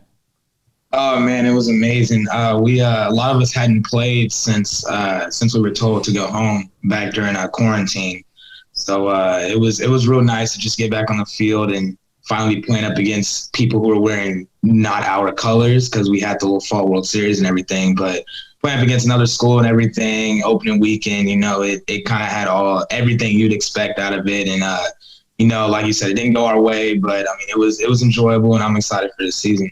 So, Trey, you started 8 times last season on a young season that was cut short. And as a freshman, that's unique to go into a D1 program and be able to get playing time like you did.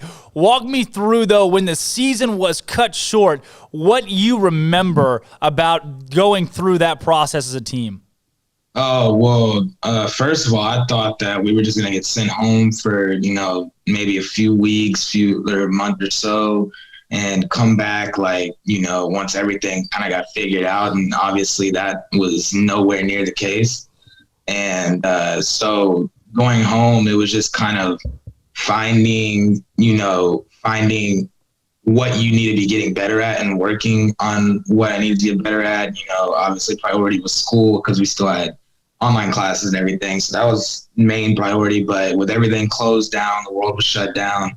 It was honestly just trying to find what I could, just take my game to the next level. And that was hard because there wasn't a lot of place to go work out. There wasn't a lot of place to go hit. You know, luckily my dad, he does lessons out at this facility, probably 15 minutes away from our field or from our house. So I was able to go out there, you know, quite a bit to get some work in. But, you know, just finding that, you know, will and want to do everything, like, the only thing I think that drove me to be doing something was just hunger and the excitement of trying to taste of what college baseball is like. I want to get another taste back out there and, you know, prove that I belong with everybody. So it was a grind. It was for sure a grind, but I'm thankful for it. And, you know, it sucks that, COVID happened and everything, but I'm thankful that, we got the chance to just kind of.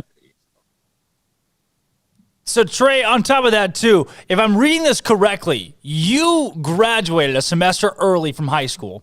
So you started 2019 as a senior in high school that fall semester, graduated early, came to Baylor in the spring of 2020 as someone who should have still technically been in high school. Most people would have still been in high school. And then you were playing on a college baseball field for a Division I team in the Big 12. What was it like for you to go from sitting in, home ec, home ec in fall to being at Baylor University in a Baylor uniform in the spring?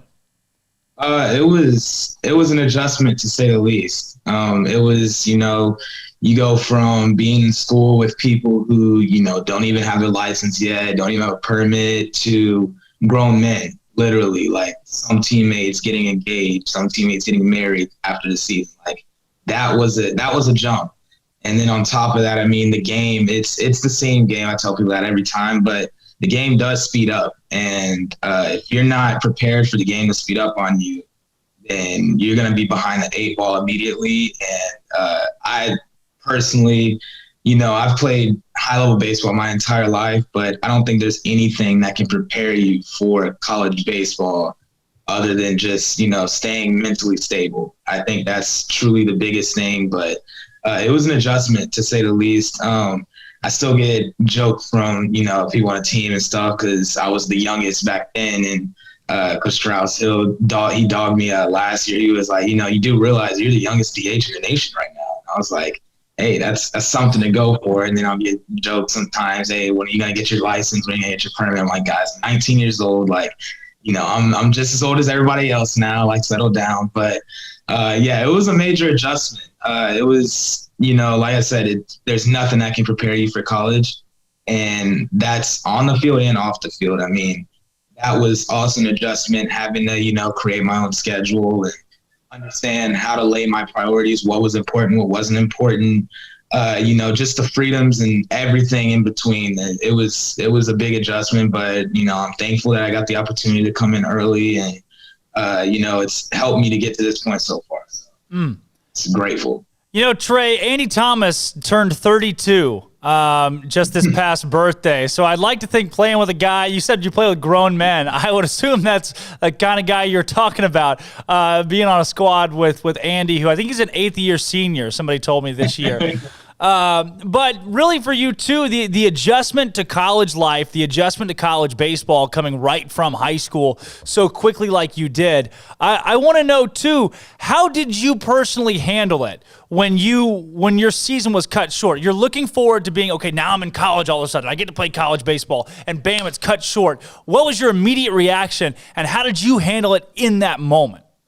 Immediately, I was obviously shocked, because the season got cut short. We were just about to start conference play, and we were on that high of winning at Shriners. So immediately I was shocked, but, it was kind of a blessing in disguise for me personally, at least, because I'd been dealing with a little bit of an injury or so.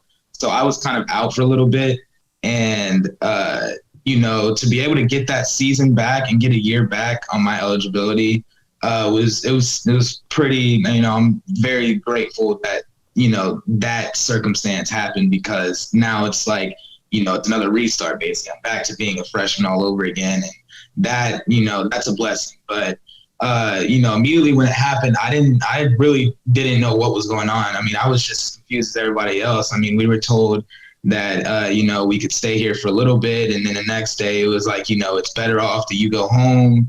And then, like I said, I thought we were just going to come back in a few weeks, few months. Next thing you know, I don't see these people. I didn't come back up to campus until August. So, I mean, that's, what was it, March to August? That's like a while to not be back into your, what you were trying to get yourself assimilated. And I felt like I was getting my feet wet, right there. Like as soon as the season started hitting that stride, right before COVID happened, I thought my feet were getting pretty wet and I was getting comfortable.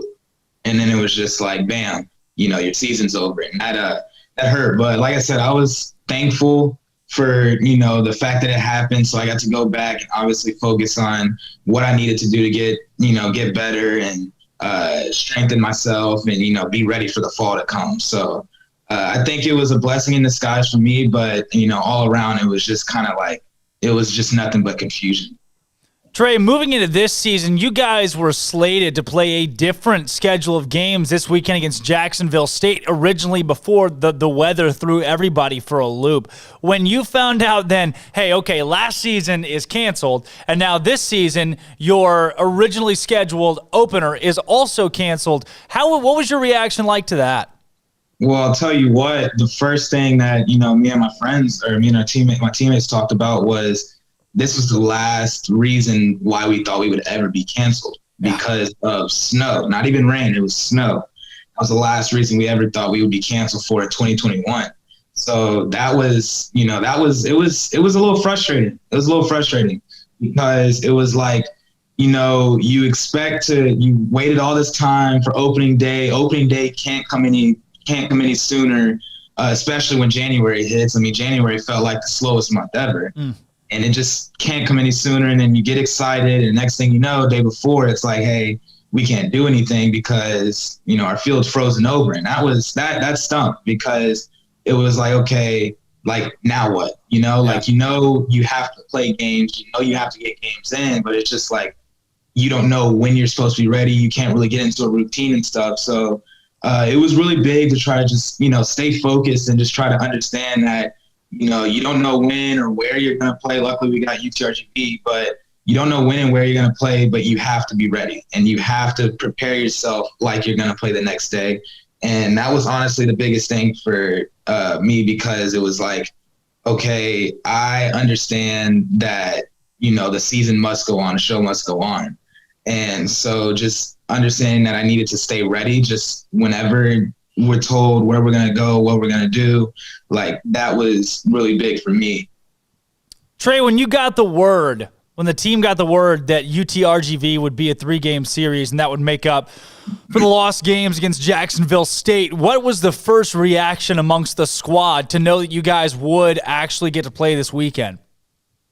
It was honestly just, let's roll down to UTRGV and kick some tail. I mean, that was the mindset. We were just excited to get games in. I mean, we were ready to play Jacksonville State. That didn't happen. So let's go down to UTRGV. And obviously it didn't go the way that we liked, but it was still nice to get back out there. And like I said, playing up against another team, we had some pretty close games. And so that was fun to be back in, you know, high intense situations, especially before this weekend up in Round Rock. So it was fun to just kind of like get the season back going and stuff, and, you know, just have eyes on you just from all over, trying to see what you guys are doing, what the team is like and stuff. So that was fun. Tell me too, did it seem like you guys that it was a tough adjustment when you get, hey, a day or two before you're going to play a 3-game series this weekend? Was there some rust, jitters? What do you attribute to the struggles this weekend? Well, I think honestly that just comes with it being the first series of the season, more so than just having to go on the fly to UTRGV. I mean, yeah, it was a 7-hour bus trip and we didn't know what we were doing, but I think that's just accounted to, you know, it being the first game of the season or the first series of the season. I mean, we've got our vets here and there, but we've also got a lot of young talent, and we've also got a lot of people on the field who haven't worn the Baylor across their chest. So I think a lot of it just has to do with, you know, just not being out there before and not knowing what to expect and stuff. But I think that, you know, it happened. There's nothing we can do about it now. All we can do is just keep our head up and move forward. And I think that, you know, losing early like that, I mean, you never want to lose, but losing early like that really shows you like, hey, this is the real deal. This is what you have to do. So I think that honestly, like, we're just more hungry after that. Tell me, too, last year, I'm sure you remember the Nebraska game. That very first Nebraska game didn't go the right way for you guys. I remember they put up just a splurge of runs in that one. It was really demoralizing while Baylor jumps back to win that series in the end. And then by the time you guys got to the Shriners Classic and then went out to California, the team was clicking on all cylinders. You guys were rolling. Does it feel like this slow start is maybe building up to something just like that, where you guys give it a week or so, we'll be right back in the thick of things and beating teams in the top 25? Of course. I mean, we know the type of team that we are, and we know what we're capable of, and we know what we can show on the field. And I think the biggest thing was, the type of competitiveness we had in our Fall World Series. I count a lot of that to, knowing what we have now and knowing what we have here and what we can do. Because that was a dogfight. That was a dogfight. I went through games 1 through 4. That was a dogfight. And it was fun to be competing, but you could see, the type of emotions and the energy was high, and you could see what that brought out in a lot of the players. And that's where I think that we all understand as a team, that's in us. We understand that that's in us, and we understand that that is the team that we can be. And, we're not the team that, out hit a bunch of home runs out of anybody or blow velocity by anybody, but we're going to compete when we step across those lines. And I think that's what matters most, is what happens in between those two white lines. And we know what we can do, and we know what we're capable of. And I think it's just back to what happened last season. Once we hit that stride, there's no looking back. Then, Trey, now this weekend, it reminds me a lot of the Shriners Classic when you look up and down the gauntlet of who all you guys will be playing between Texas A&M, Auburn, and Oklahoma. Does it feel like this team is ready even now to make a statement this weekend with a 3-game sweep over those teams?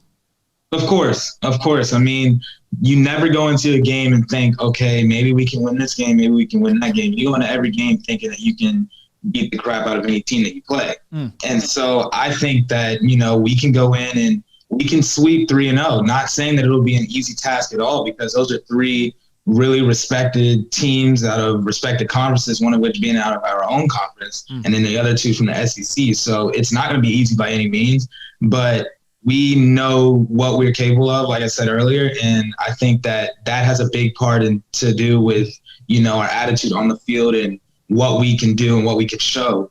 And I think that I truly believe we'll go 3-0. Tell me, too, with that series coming up, is there a single game, a specific team that you're looking forward to playing a little bit extra? Obviously, as a team, we're really excited to play A&M, I know, especially after what happened the last time we played A&M, or at least the time before that up at Shriners. That stuff happened. And I think we're really excited to play OU as well. Auburn is not a team to look over. But A&M and OU, those are obviously because OU's from our conference, and A&M is, that's A&M's A&M. So I think we're just really excited to play all 3. But personally, I'm really excited to play A&M. I'm very excited to play A&M. I got a lot of friends over in College Station and stuff. A lot of people I knew from high school. So that should be exciting. And then this team, Trey, what is it going to take? What are the pieces that need to come together? What needs to click for this squad to be able to make a run and win a Big 12 championship? Is that possible? It is.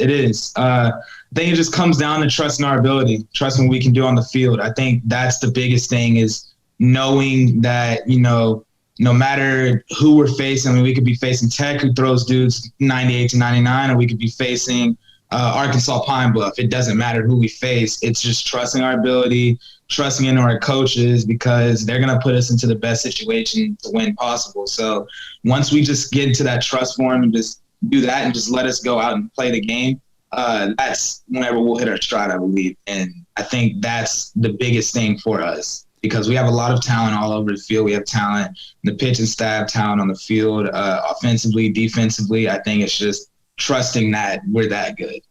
And Trey, for a young baseball player like yourself, someone that's just really getting into the groove of college baseball, especially after last year's cancellation, is there any moment that you feel like is too big for you or this team, or are you ready?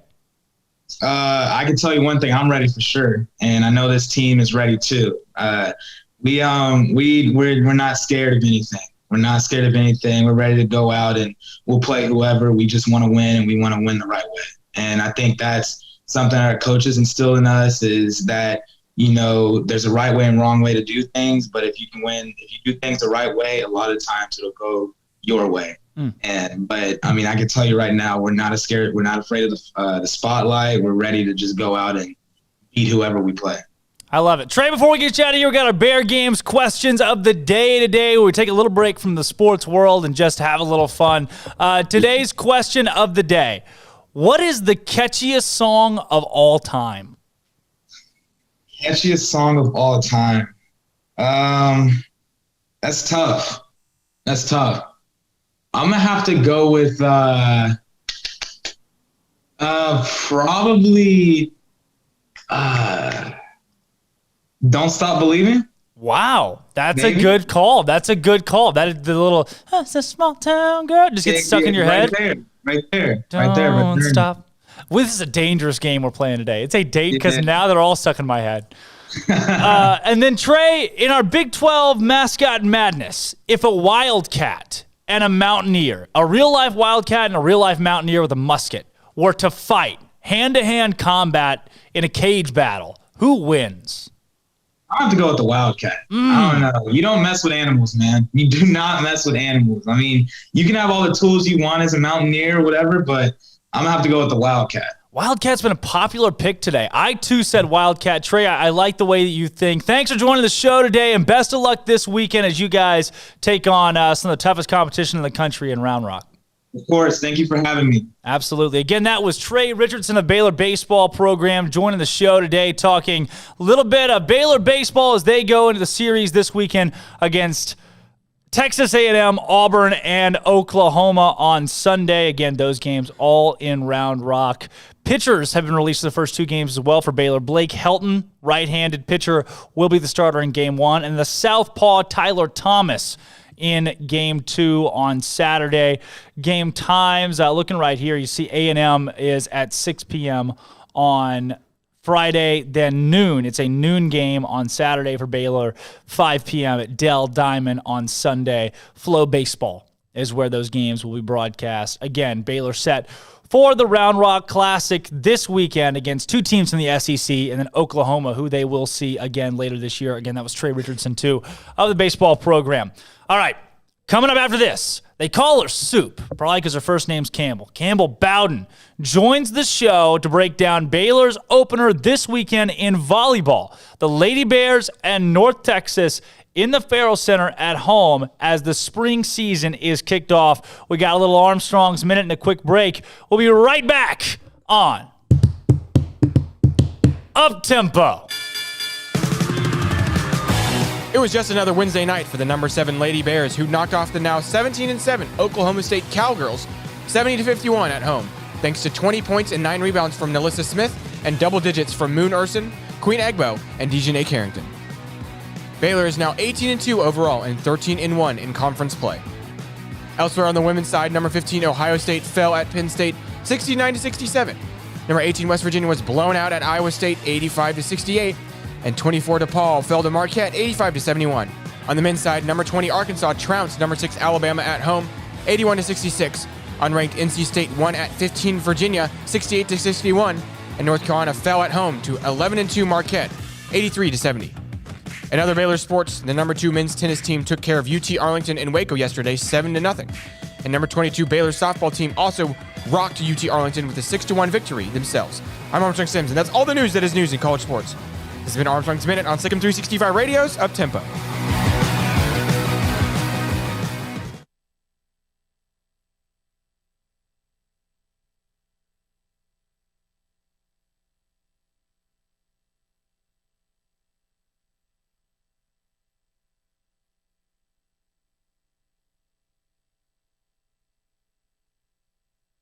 With your Ram truck from Allen Samuels, you may not have to plow through snow and mud or pull heavy loads, but you could.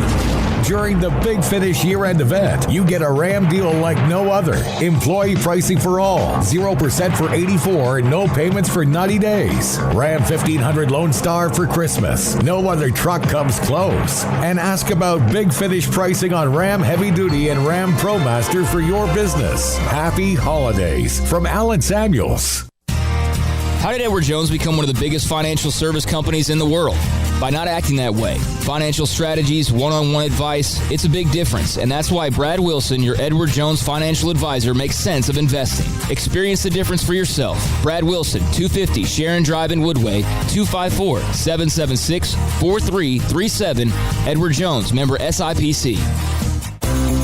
At Ideal MRI, we feel blessed to be a part of the Waco community. We're a small family business right here in Central Texas, and our goal is to bring down the cost of healthcare while maintaining high quality. At times like this, the cost of healthcare has never been more important, and unfortunately, significant illnesses and injuries still occur. That's why Ideal MRI is open and here to serve you through the difficult time. We offer premium MRIs just like a hospital with state-of-the-art technology and specialists, but you'll pay less. Sometimes thousands of dollars less, whether you're using insurance or not. At Ideal MRI, we accept most insurance and there are no hidden costs. Even offering financing if that's needed, everything included in the price, and you'll not get something as a surprise in the mail later on. If you need an MRI, ask your doctor about Ideal MRI. They'll know. You can schedule an appointment safely from home online in minutes at idealmri.com or give us a call, 833-IDEAL-MRI, idealmri.com. Texas Farm Bureau Insurance has protected fellow Texans with auto, home, health, and life insurance since 1952. With more than 260,000 square miles of land and 27 million people, that's a lot to cover. Whether you're wrangling cattle or wrangling kids, we're proud to protect Texans in all Texan ways of life. Stop by and see our agents at one of our 3 McLennan County locations. Coverage and discounts are subject to qualifications and policy terms and may vary by situation. Waco Custom Marketplace is your home for holiday favorites for parties and the time with family. Various specials available in-store and online. A variety of steak gift boxes with 4 ribeyes for $70, 4 bacon wrap fillets for $55, or 4 New York strips for $50, and all come with steak butter. Fall snack box for watching a game or wrapping presents or hosting people at your house, including summer sausage, split horn, and jalapeno cheese and salted crackers for only $35. 2 pieces of lobster tails with herb butter and 2 bacon wrap fillets for $60. Order online or call in advance to ensure availability, or drop by Waco Custom Marketplace at 425 Lake Air Drive. Waco Custom Marketplace has a full-service butcher shop for customized orders or cuts of your favorite steaks or beef tenderloin or specially ordered prime rib roast. Plus, what you want with pork, poultry, seafood, and more. Waco Custom Marketplace, 425 Lake Air Drive in Waco, or WacoCustomMarketplace.com. Welcome back to Up Tempo on SicEm365 Radio.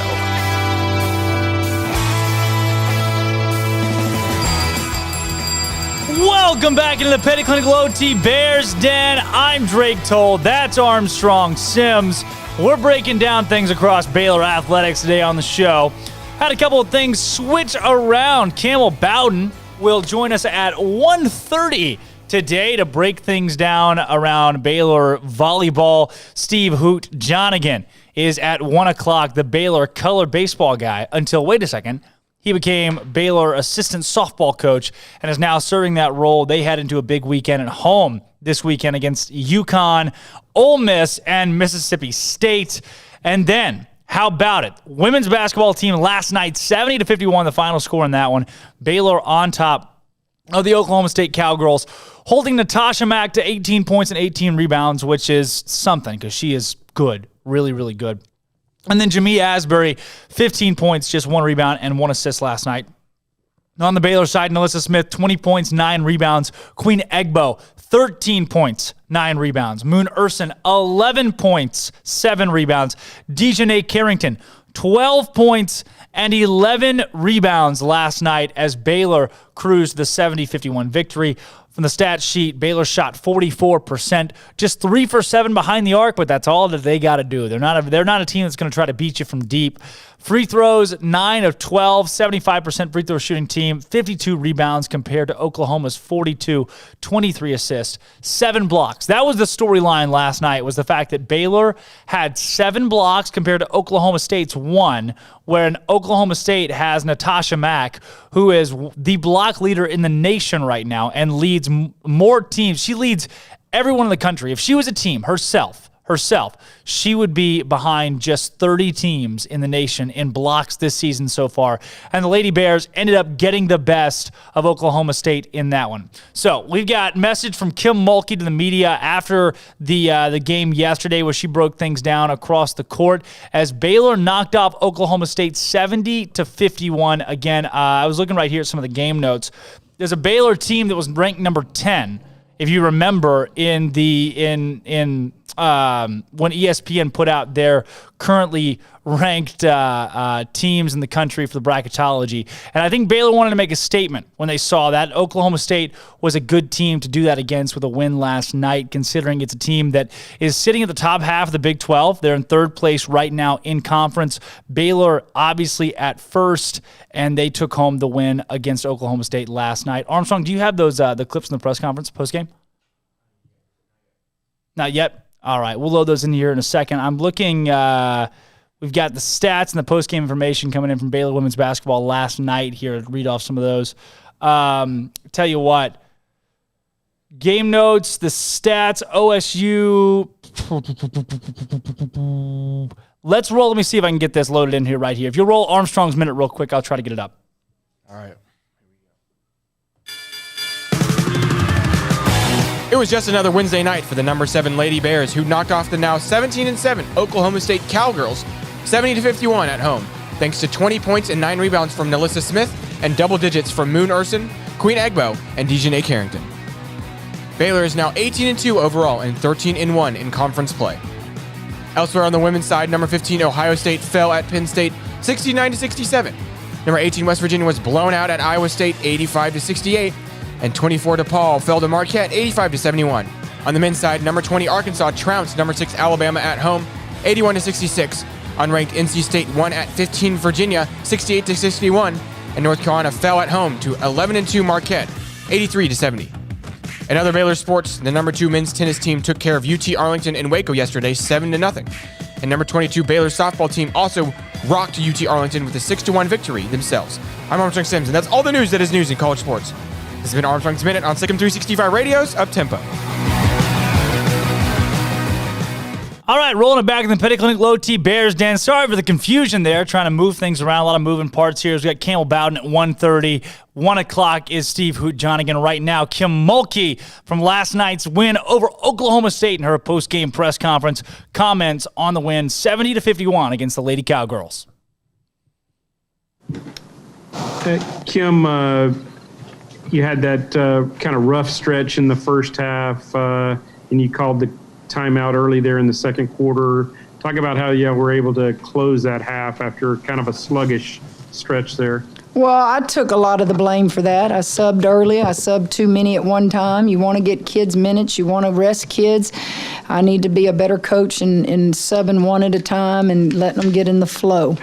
So I'll take some of that, but also give a little credit to Oklahoma State.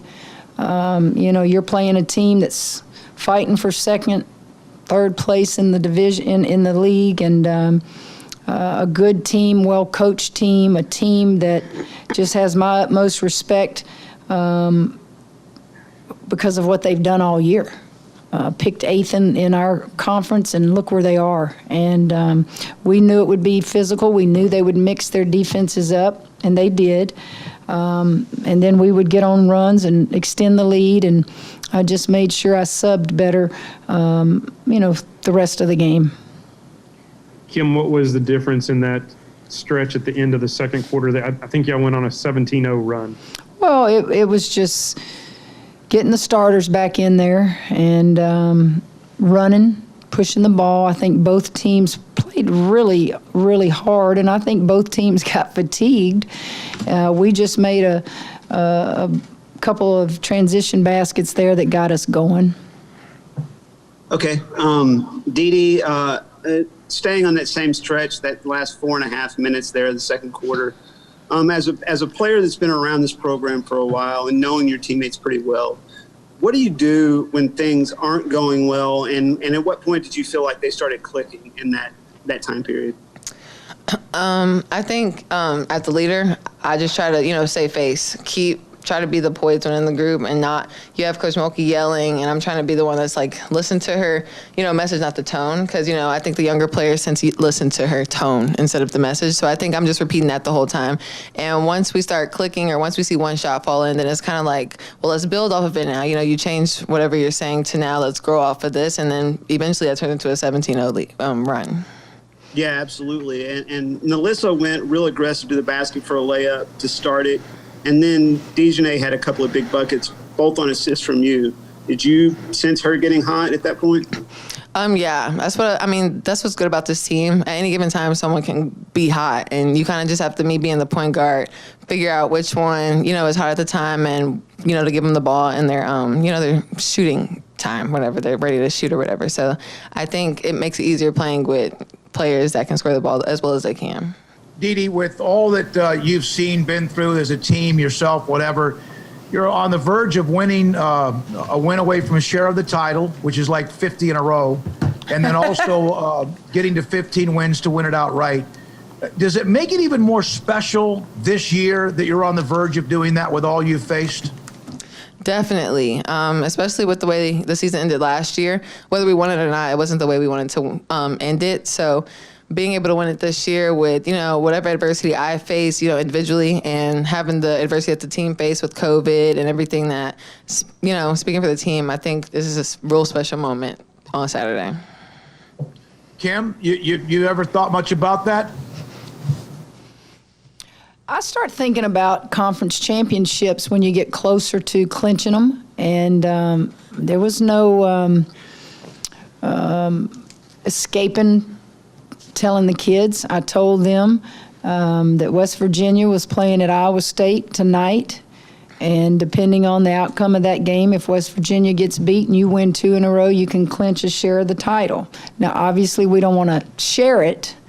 We'll need to, win 2 more after tonight. But the fun part is if we can beat Kansas State here Saturday, you can celebrate on your home floor. Now, we don't have all the fans we normally have, and I'm sure they're not going to let them come on the floor and celebrate and cut nets down and do all that, but we're certainly going to do it. We're not going to take any shortcuts. The confetti will fall, and we will do all that, but you got to win the game first. So we'll enjoy tonight, and we'll get in the film room tomorrow and be ready to go early on Saturday morning. Do I think about it very much? In 21 years that you've won it 11 times,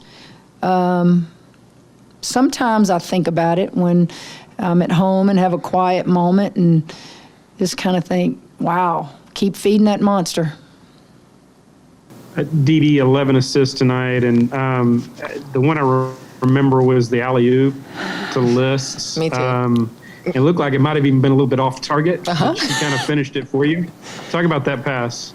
I have my mindset when Coach Wilkie calls this play. I always have my mindset, okay, Dee, this is your chance. Like, throw the lob, because Liz is always giving me a hard time about the lob. So it's just, again, having Liz in there, I literally just throw it in the area, and she can kind of make it happen. And that's what she did. I mean, she's a great athlete, so she makes it real easy on me for sure.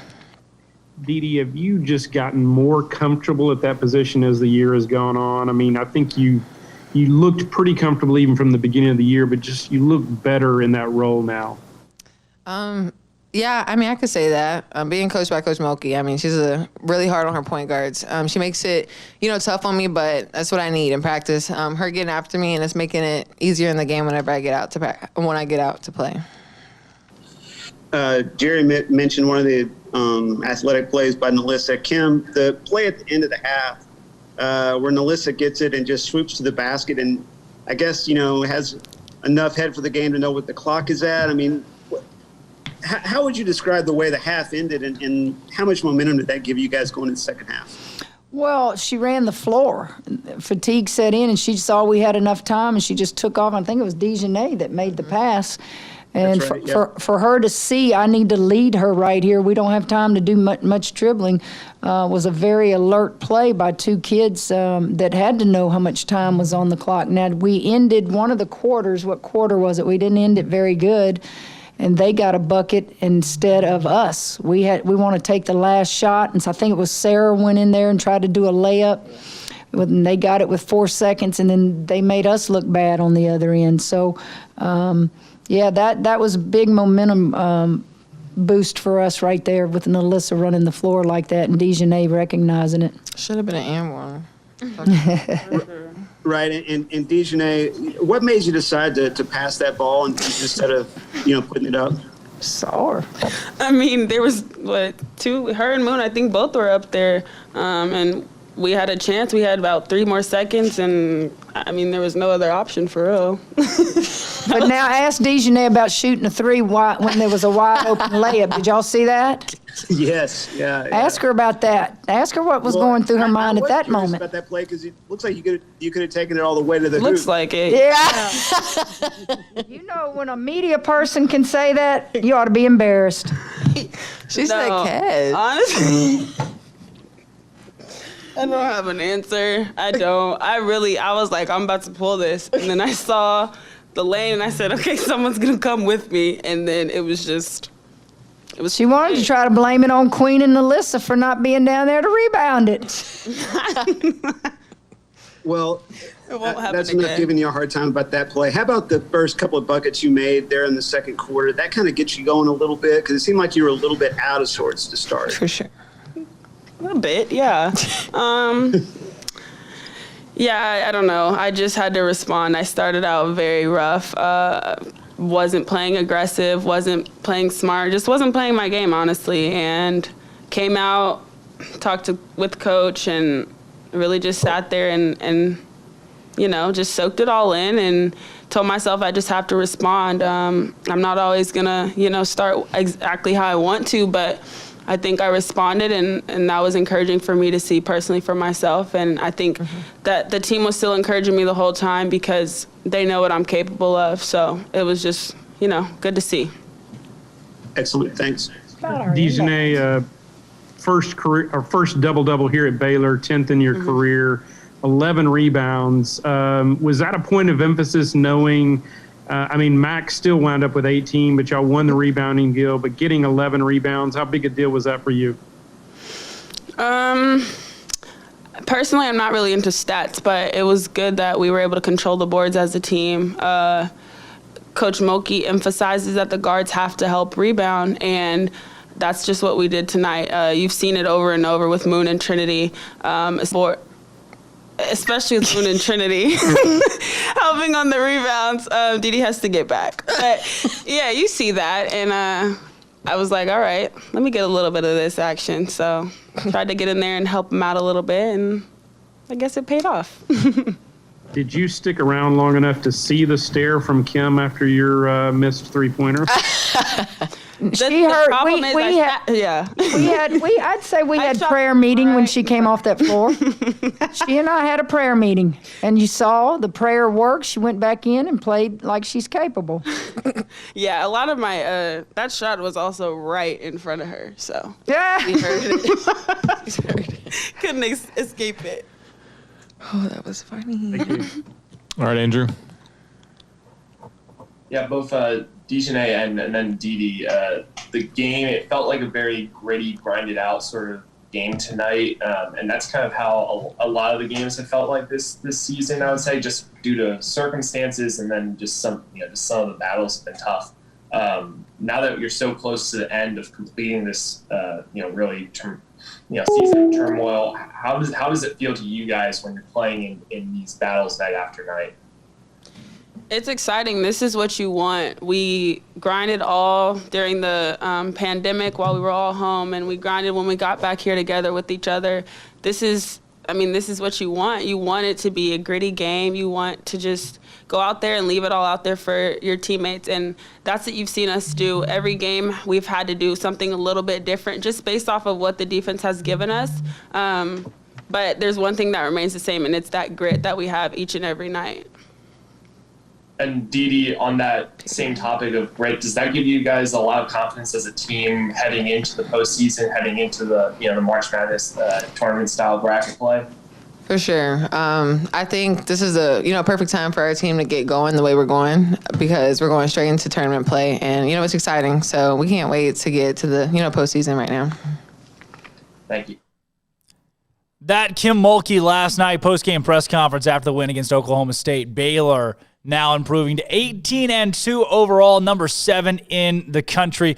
From the court to the diamond, the Baylor softball program was in action for their home opener last night. Emily Hott hit her first career home run over the right field wall, marking the first home run of the season at Getterman Stadium.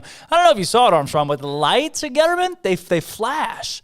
Like, for every home run, they do this weird strobe thing. The PA announcer had to announce before the game that all fans that couldn't do flashing lights should be aware that there will be flashing lights. So there were. It was real. It was put in action twice. Goose McGlon recorded her 28th career double and first of the season. McGlon followed that up with her first home run of the year and 30th of her career, marking her first home run at Getterman Stadium since March 20th, 2019 against the University of Central Arkansas. Ever heard of them? McGlon recorded her 39th multi-hit game. Josie Bauer finished with a double for the second straight game and 6th for her career. Bauer recorded her second straight multi-hit game and 4th of her career. She went 2 for 3. And then Lou Gilbert hit her second career triple. That's how Baylor actually started the game. Stat of the game, 5. What does the number 5 signify to you, Armstrong?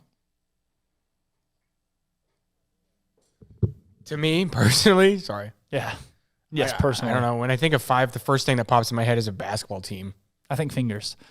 5, the number of fingers that, no. 5, the number of hits. Players in a basketball. Oh. The number of hits the Lady Bears had before recording a single. They had started out with a triple, a home run, 2 doubles, and another home run before Bauer's single in the bottom of the 6th. Wow. 8 hits last night for the Lady Bears in the win. Here are the highlights from Getterman Stadium. Last night's Baylor softball win over UT Arlington.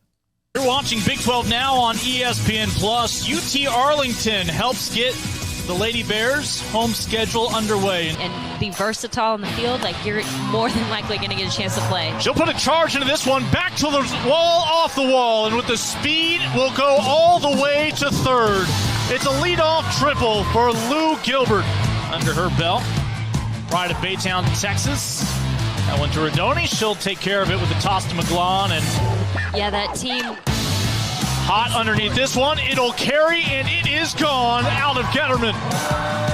First home run here in Waco in 2021. Emily Hott able to produce with the solo shot. And she certainly got all of that pitch, too. Including an extra base hit. This should get down in the gap, and Baylor's going to be back on the board. McGlon comes home from second. It's an RBI double from Josie Bauer. Payoff pitch from Gardner. On a rope, out towards the wall, and the Goose let loose. Second Lady Bear to conquer Getterman today.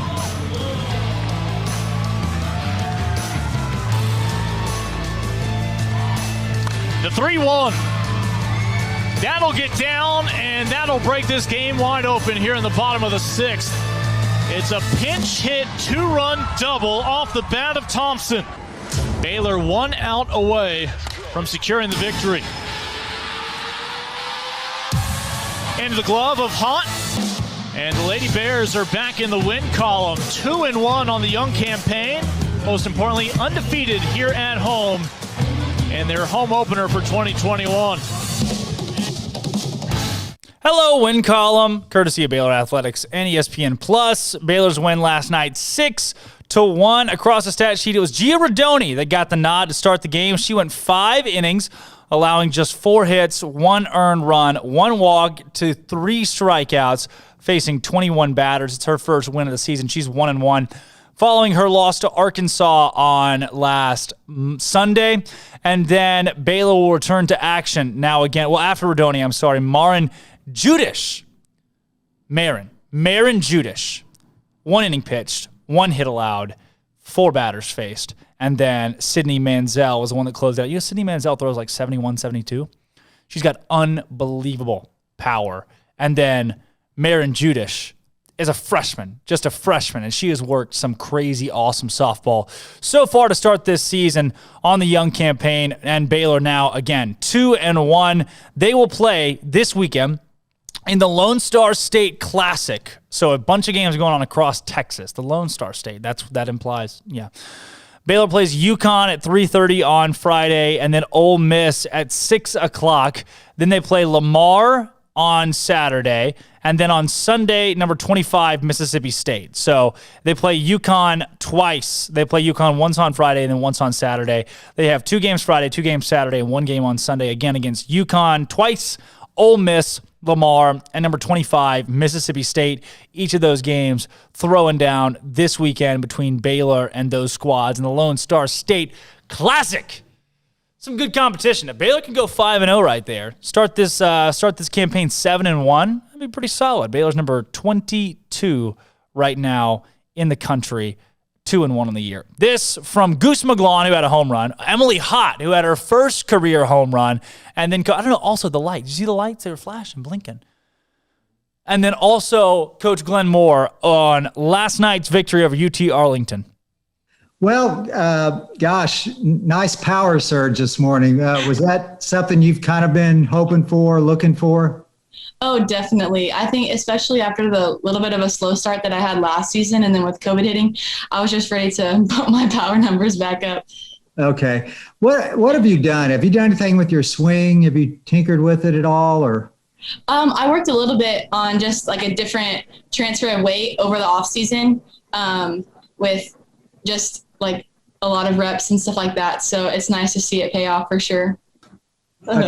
Congratulations on the win. Well, how did it feel to get that homer? Yeah, it felt amazing because last year, since the season got short, I felt like I was cheated out of the home runs my freshman year. So it felt so good. Yeah, Emily, so first couple of games, slower offensive starts than tonight. It felt like the bats just really got going, 8 hits. What's the key to that for you guys getting hot in the batter's box? I think we just had more practices under our belt because we came off of not having any practices throughout the whole week of that crazy winter storm. And so we were all a little anxious going in through last weekend. But coming today, we kind of had a chip on our shoulder and wanted to show what we could actually do.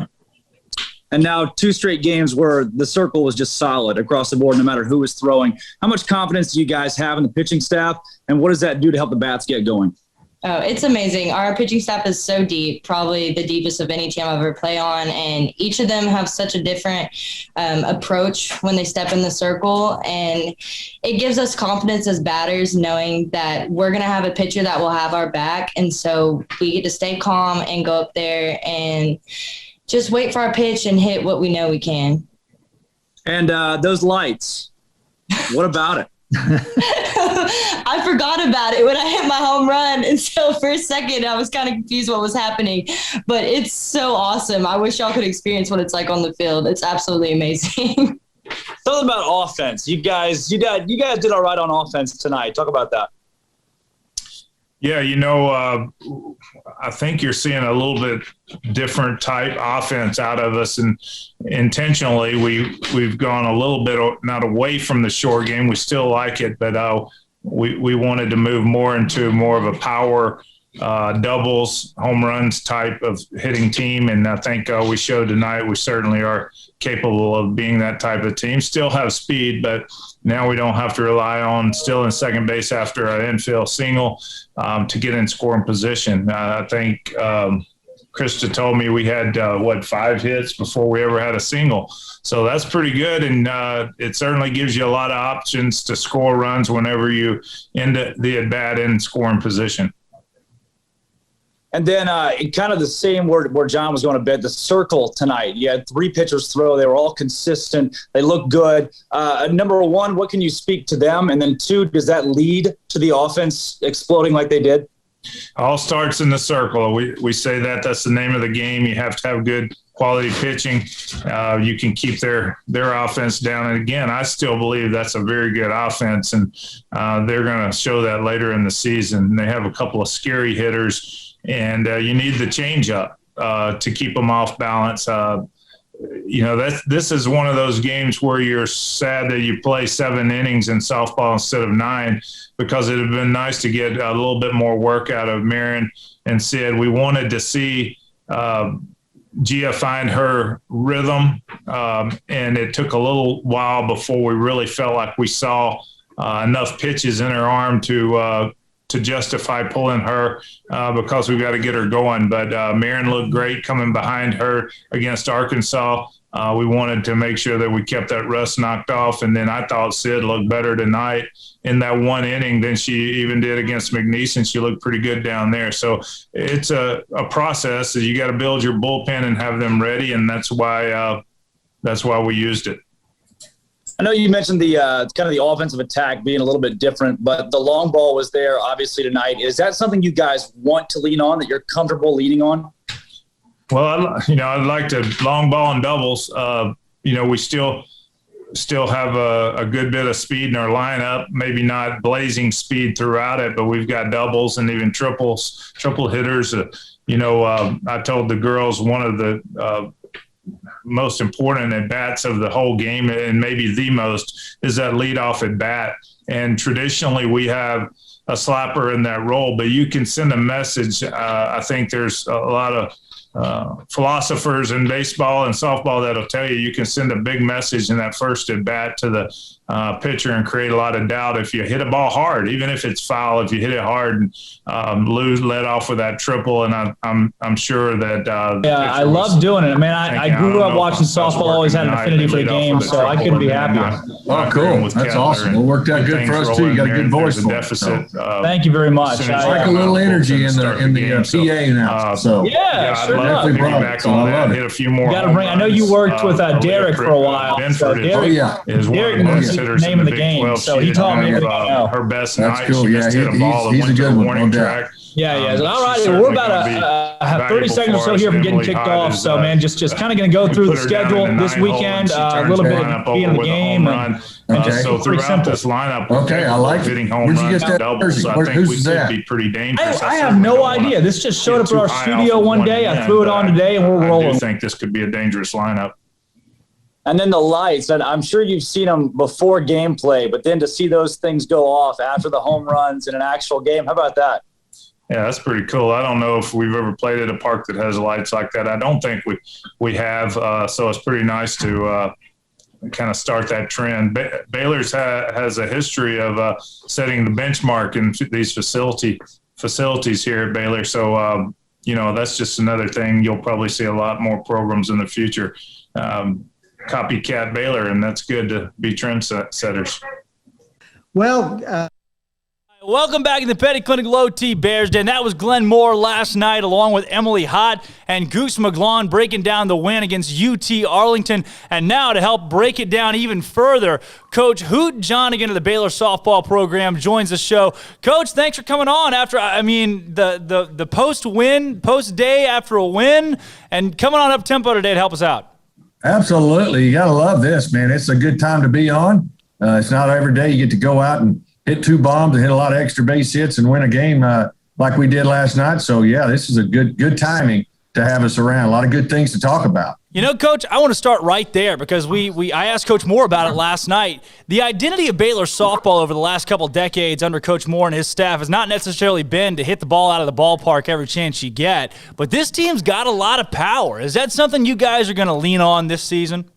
Oh, absolutely. You gotta structure your offense around basically the talent that you have, and right now we have more talent that can drive the ball into gaps and out of the yard than we do the slapper type stuff. So yeah, I think we're going to lean on that, and it's good to see that come to fruition. As you can tell, one swing of the bat, it could be an instant run right away. It's compared to having to get 3 singles maybe in a row to score a run. One swing of the bat, boom, or you get 2 swings of bat, back-to-back doubles like we had last night. There's a run across the plate, instant success. So you got to like that part of it. But we've really got a lot of talented girls that are strong.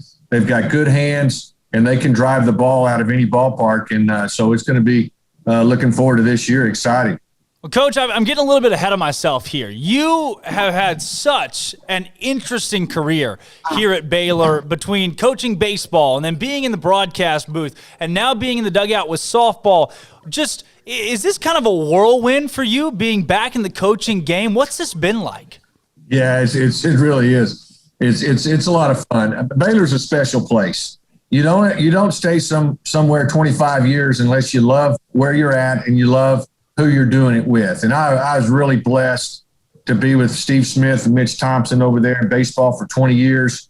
And but I was blessed to stay around and work in event management facilities, with Henry Howard, Drew Pittman, and those guys over there. And then get to do some broadcasting with Derek Smith during the last 5 years. And 2 years ago, I had an opportunity to jump on with Coach Moore when Coach Lumley was recovering from cancer treatments and broke his hip and stuff. Got a chance to be with the softball team for 3 months. And I told Coach Moore, I said, I'm not going to lie to you. The adrenaline, the rush kind of came back to me. I realized I missed being across the lines. I really did. And I didn't know if I would ever have another opportunity to cross the lines again and get in the dugout. But obviously I don't like the reason that this opportunity arose. But obviously I'm thankful for that opportunity. And it is great to be back out there, and I couldn't be more excited. Coach, I know that you may be a little bit secretive with this, or may not. I'm putting you on the spot a bit, but just tell me how much better it is to coach girls than boys. Well, I'll tell you what, I've got 2 boys of my own, and I've never had a daughter. And, man, I feel like I got 23 daughters right now. I mean, it is really neat. And, they always talk about getting wrapped around your little finger. I mean, I think they do. So anyway, it is exciting. I enjoy it. These are great. And to have an opportunity to coach them and get to know them a little bit better and their backgrounds, that's what coaching's all about. Have a chance to impact lives. And these kids go through, male, female, doesn't matter. They go through a lot of trials and tribulations while they're in college. And to be able to have a chance to help them out is an honor. I'm so excited to have this opportunity. Have you learned to braid hair yet? No, it's funny. Yesterday before the game, one of them was braiding the other one's hair, and I was down here. So no, I have not. It looks like they're tying it in a knot. Now I've tied some cow rope in a knot before, but I don't think they want me to tie that kind of knot in their hair. So no, I have not. But that's probably on the horizon. And, Coach, I'd be remiss if I didn't ask you, too. I'm hearing a lot of stuff right now, with you being into the softball game and just the sport in general. I want to know, did you have a love for the game of softball coming into this job, or has that developed or continued to develop as now you've got into the role? I haven't been around it that much. Like I said, 2 years ago when I had the opportunity, was my first time to really be around it.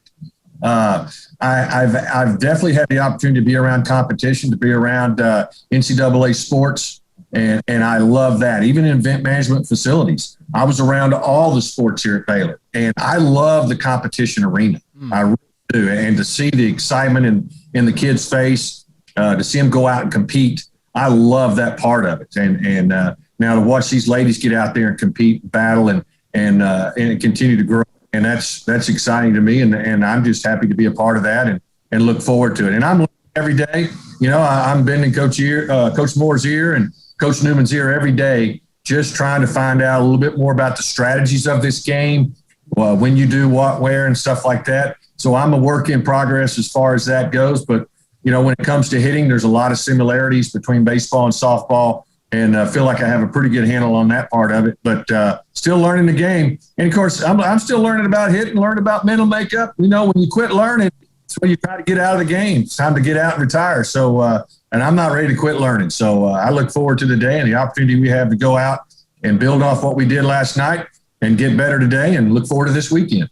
Well, I tell you, the early success, and your, I guess, kind of putting it all together, the early success, your affinity for Baylor, everything going on in the realm of college softball right now, there's been a lot of murmurs that Patty Gasso's on the hot seat and you've gotten a call from Norman. Can you confirm or deny anything right now? Yeah, not even close. I haven't got a call. Not even probably a thought, to be honest with you. Well, hey, I can tell you this right now. if you poke me in the arm right now, I'm pretty sure my blood, it's probably green and gold. So I love this place. Like I said, you don't stay somewhere 25 years unless you love the place and the people around it. It's a special place right here. Well, that was my question, whether kind of about your affinity for Baylor, and I wanted to ask it in a unique way, and I'm glad that I got the answer that I did, because that's exactly what I think everybody at home would have thought, is that you love this place.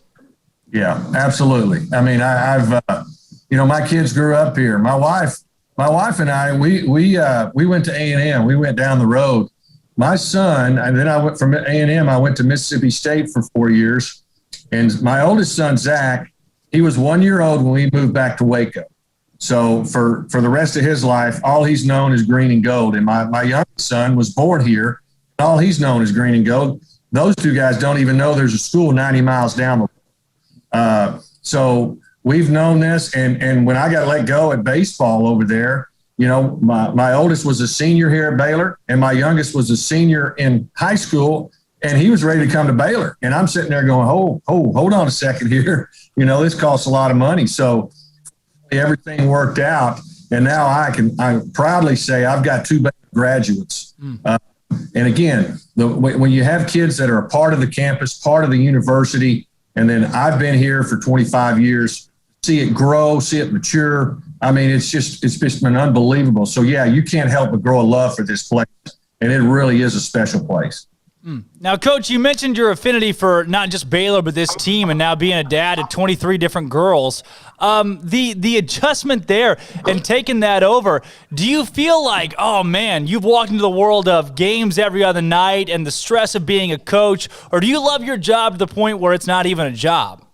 Oh, it's not a job. I mean, when I've coached, I don't feel like I've been to work one day. When you love what you do, you don't look at it as a job. And love to come to work, love to figure things out, whether it's swing mechanics, strategies, whether it's helping somebody out with an off-the-field issue, just living and learning. There's trials and tribulations every day, and we all go through them. And sometimes it's good to know, it's just therapy to know that, hey, you're not the only one going through that. And so, and sometimes it's good just to lend an ear, just listen. And so just to be able to have that opportunity and do that at a place like Baylor is really just really special. Coach, I want to go back to kind of that first question that was really based around softball strategy and what this team has this year. Talk about the circle. I mean, you guys now with Judish, too, has been thrown in the mix that's playing really, really well. It seems like at any point in time, the depth of the team in the circle is going to make this squad dangerous. Absolutely. It really is. And, it makes it tough when you try to enter squad because, either your pitching coach is upset or your hitting coach is upset when you're playing each other. And most of the time, it's been the hitting coach because these ladies are tough in that circle. And but it does nothing but make you better. It's the competition that brings out the best in you. And so when you have that depth, when you can face quality arms and inter squads and stuff, it only makes you better when you get in the real game. And so we've tried to take advantage of that opportunity as well. But, with Gia and Sid, holy cow, they're just phenomenal in the circle. Watch them compete, get out there, and Marin's come on and had some success for us, and she's going to be a really talented here for years to come. And Aaliyah can get in there and she can wing. You got a paralyzing change up, and Madison, she does an incredible job as well from the left side. So we've got a good staff, and I hope I'm not leaving anybody out, but we've got an incredible staff that is fun to watch work. It's fun to watch Coach Newman work her magic with them, and I get to work with the catchers a little bit and try to make them help them out as far as handling them. And I really get to see how awesome their stuff is and how difficult it is to hit. Well, I tell you, Nikki Dawson told us on the show that she can throw somewhere between 72 and 74. So you leaving her out of that conversation about being in the circle, she may be a little upset. Yeah, she probably is. And Lou Gilbert, she wants to get out there too.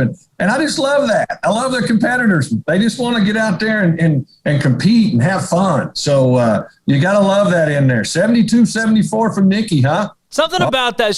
Because I thought it was just in jest at first, but she kept on talking. Apparently she wants to be in the circle pretty bad. Yeah, I guess so. And I've never seen her throw underhand, so I have to bring that up practice today. Maybe so. I'm sure she'd be able to go out there and show you something at least. Or maybe her arm's just a little sore from the game yesterday. That's right. But I tell you, a couple of slow offensive starts, Coach, in those first couple games over the weekend, and then things really broke out last night against UTA, and they're going to be a solid team too. We talked to Coach Moore in the post-game press conference. UTA is no joke in the Sun Belt. But is that what you expect of this offense? Is this a team that should put up 4 or 5 or more runs every night? Yeah, we got an opportunity to do that. We're a work in progress. We went down there and competed, and the girls were probably a little apprehensive about doing it just because of the fact we had the storm last week. We hadn't had a chance to practice. We hadn't seen a live arm over a week, and all of a sudden we're getting thrown in the mix against Arkansas. So yeah. But, we needed to play. We're already down 10 games because we lost the first 2 weekends. We need to play somebody else, and we need to go and we need to compete. And the girls did that. The girls competed. They got better as we went along. It didn't turn out the way we want. We went 1-1. But still, the girls competed, and I think they learned from that. And hopefully last night could be a springboard for us, and we continue to work and get better and build off of that momentum as we go into the weekend, because hitting is contagious. And when one starts doing it, you want it to grow to the next. Next thing you know, you look up and you've got 6, 7, 8 runs on the board, and that you'll take that any day of the week. How about, too, this team coming into this weekend? You've got a slate of games against solid opponents, including a couple SEC teams thrown into that mix. I mean, you talked about losing 10 games. Well, now you're going to get a whole slew of games across a span of 3 days. How prepared is this team to do that? Yeah, I think they're ready to go. We sat last week with the storm, and it was really tough, and not being able to practice, not being able to get together, see each other's faces and compete. And so they're ready. I think they're looking forward to it. It's another opportunity to get better, to grow, get solid competition. And that's what you want to do. To get to where you want to go, you got to play good people. And we're definitely going to have that this weekend. A couple of SEC teams coming in here, and we're looking forward to that opportunity to get out there and to build off of what we did last night and continue that momentum as we go through the weekend. How about it? Not only that, though, you got teams like Ole Miss and Mississippi State on the docket. Those two really stood out to me, being squads that have competed not just well in the SEC, but nationally in the last few years. What do you expect to see out of those two opponents individually? Well, they got some girls that can swing the bat, too, and they're good in the circle as well. Just solid ball clubs. Absolutely. And we can't overlook UConn and Lamar as well. One thing we found out is that on any given day, good news is you can win any game you play. Bad news is you can lose any game you play. You got to show up, you got to play. And this early in the year, 3 games in, it's more about us than it is who we play. Obviously we'll get some tendencies. We're going to respect our opponents, but we need to go out and focus on our game, whether it's in the circle, defensively, or in the batter's box. And we need to play our game. And if we do that, we'll like our chances on where we can end up. Circling back around a bit, too, to talking about the power game and where you guys are from a hitting standpoint, is there a certain strategy when the girls get in the box? First 5 hits last night were extra base hits. It took all the way to the 6th inning before anybody had a single. Is the strategy to hit for power, to try to get one off the wall or over the wall, or is it just to go up there and make contact? Where is the mentality of this team, and where do you direct them from a hitting standpoint?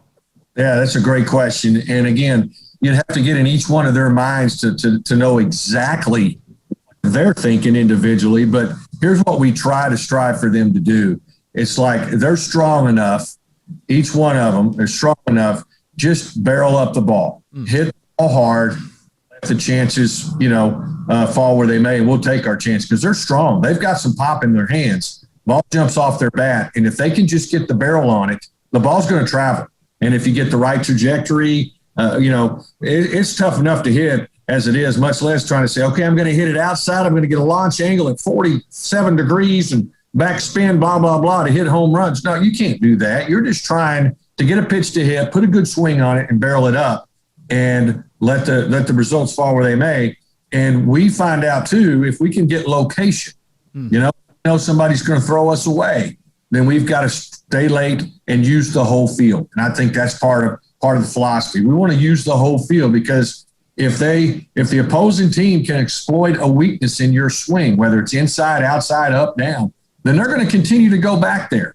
And what we challenge our girls to do is, hey, take it away from them. If the first at bat you make an out because you chased away, guess what? Next time they're probably going to do it again, and they're going to continue to do it until you take that away. And then when they go to somewhere else, you get the barrel on the ball again, and you're going to like the results that you're going to get. So yeah, we want to take the approach that we're going to use the middle of the field. We're going to barrel up a ball and hit it with backspin and let take our chances. And last night it really showed off. We hit some balls in the gap. We actually hit some right at him. I know Josie Bowers crushed one right to center fielder too. Lou hit a good line drive for the shortstop. So, we hit some balls hard. Can't control that all the time, but what we can control is get a good pitch to hit, put a good swing on it with some aggression. That's one of our words we use to describe ourselves. We're aggressive. We're disciplined. We're driven. We're determined.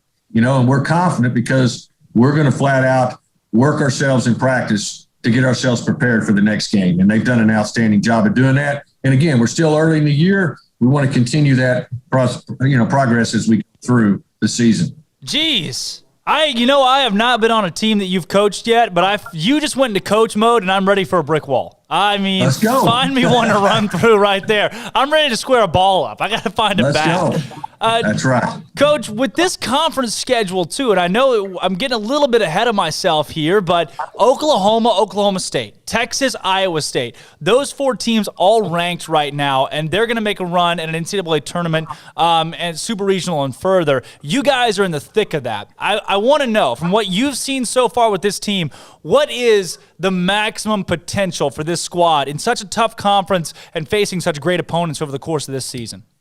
From what I've seen and what, talked to Coach Moore and Coach Newman, the talent level's there. But the talent level's there at all those places you just mentioned and others. Now, the key is going to be who's going to play the best. And that's going to be, hey, what do you got? How determined are you? How driven are you? How committed are you? And again, some of it's going to come into play, too, with the COVID factor. You usually don't have to worry about that. But this year, you may have to worry about who's available, who's healthy. Who can get out there? You don't want to use that as an excuse. It's reality. It's a fact. And so we've got to stay healthy. We've got to be smart there. But our talent level is right up there with everybody else for us to win it all, without a doubt. And that's our goal. It's what Baylor softball over the years, Coach Moore and his staff have set the precedent of a tradition of excellence. And to get to Oklahoma City and to have a chance to win the national championship is the goal. And I think the talent is definitely there. And now it's just about our commitment to do it, willingness, our drive, to stay aggressive as we go through that and to take it one pitch at a time, one inning at a time, one game at a time, one day at a time. You've all heard that. But the ability to do that is going to be key. We cannot let one at bat, one pitch, one error affect the next one because we got too much talent to do it. You got 21 outs to play with, and you got to make every one of them count. And with explosive as our offense can be, we can score a lot of runs, just one swing of the bat. Here we go, and we're right back in this thing to win it. So I think we've got a chance to win the whole thing, and now it's just a matter of going out and continuing to improve and get better to accomplish that. Well, Coach, before I can let you go here, we got our Bear Games questions of the day today that we take a little break from sports and just throw out the quirky weird at you. And today's are pretty tame in comparison, though. And that is, number 1, what is the catchiest song of all time? Don't Stop Believing. Oh, that is the second Don't Stop Believing that we've gotten today. That's the second one we've gotten today. Okay. So, look, this show, we're going to call it the Don't Stop Believing show at this point. We're rocking and rolling with that one. And then this right here. We're doing the Big 12 Mascot Madness, where we take all the Big 12 mascots, we turn them into actual things. So the Wildcat becomes real-life Wildcat, Mountaineer, whatnot. Today, we're sticking them all in a cage. They're cage fighting to the death. Today, it's a Wildcat and a Mountaineer that are squaring off one-on-one. Now, the Mountaineer is armed, but the Wildcat is large and dangerous. One-on-one, who's taking that battle? Oh, the Wildcat. He'll jump on him. He won't even have a chance to get the musket. Without a doubt. Yeah, I like the Wildcat pick. I also went Wildcat as well. I like the and breaking it down. Last question. This one's probably the easiest. Which softball team in the country has the coolest lights? Oh, there's no doubt, Baylor. How about that? Services for putting that in. Was that awesome last night or what? That was insane. I have never seen anything like that at a softball game. That is awesome. Yeah, that is great. And hopefully we get to keep and flickering those lights quite a bit as we go through the course of the season. And just a little secret, we've also installed those in over at soccer. So next time you go to a soccer match, don't be surprised if you don't see that along the banks of the Brazos, and then probably see it spill over into baseball and over at McLean. And wouldn't it be awesome? McLean Stadium with the flickering lights would be unbelievable. Can you make it happen? Maybe get them green. Maybe get them green and flickering. Oh, come on. It's Baylor Christmas, but light version. Yeah, I love it. Coach Hoot Johnigan joining us on Up Tempo today. Thanks so much for coming on the show and breaking down things across the softball world.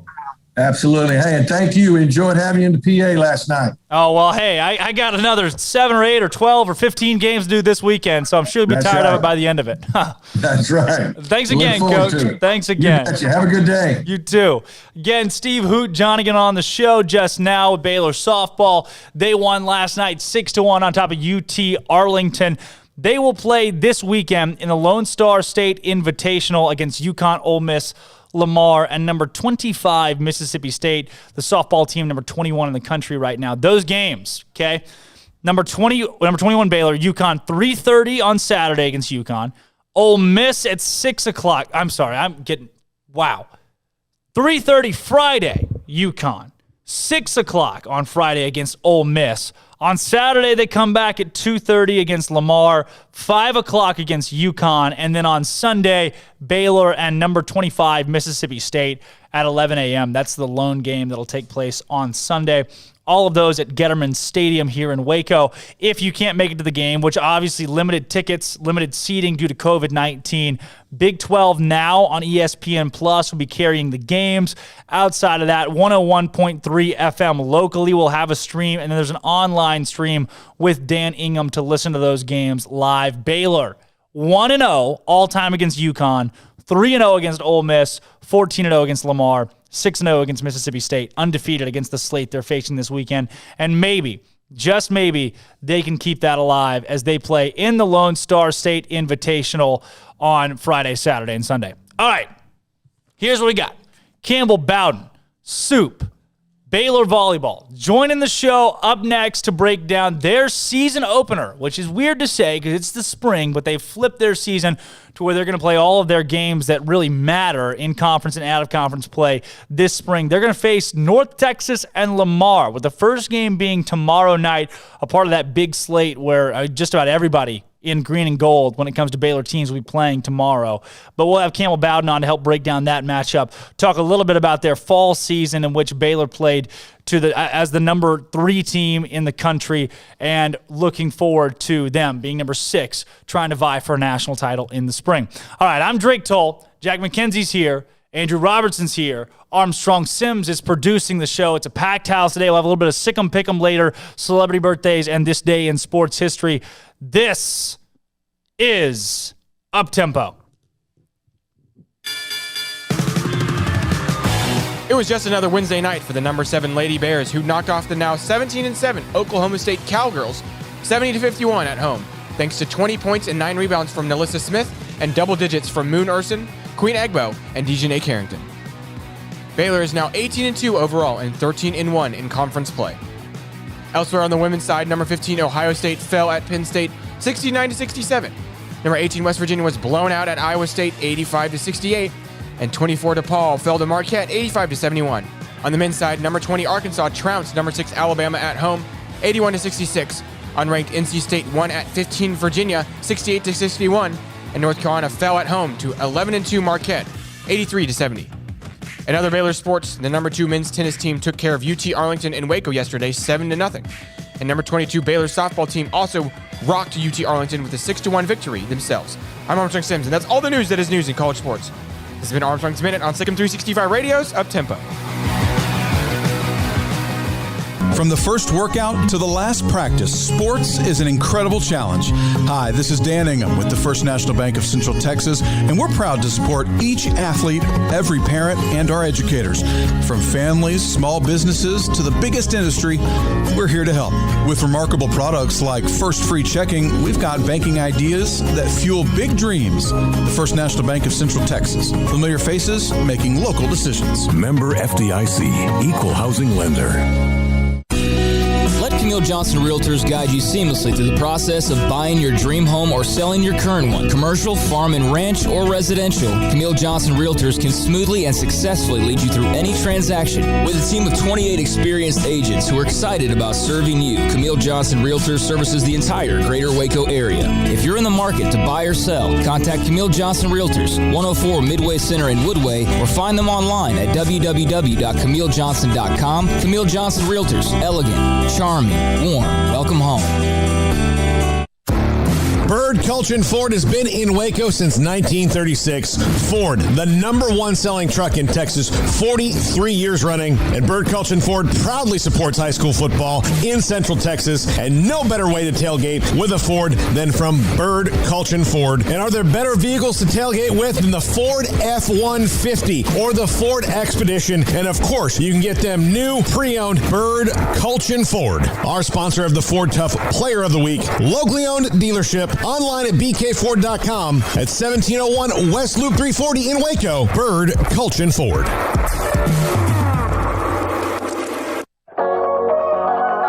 The holidays are here, and I have a simple question for you. Will you weigh as much more or less than you do right now when the holidays are over? Why not end the year in better shape than when you started and create momentum for 2021? Waco Regional Tennis and Fitness has numerous options for stocking stuffer gifts with gift cards for gym or tennis membership, fitness merchandise, tanning, massage, tennis lessons, and personal training. Perhaps a gift for a client, a family member, or a friend. You just need to walk through the front door to change your life. Waco Regional Tennis and Fitness with personal trainers Christy London and Randall Corley. 40-plus group exercise classes, including twice-a-week boot camp. Spacious, clean workout room, free weights, Cybex cardio equipment, and no intimidation. A tremendous camaraderie and family atmosphere. So get the best and healthiest Christmas gift you can for someone or yourself. It's time to react today, not tomorrow, at Waco Regional Tennis and Fitness on Lake Shore Drive in Waco.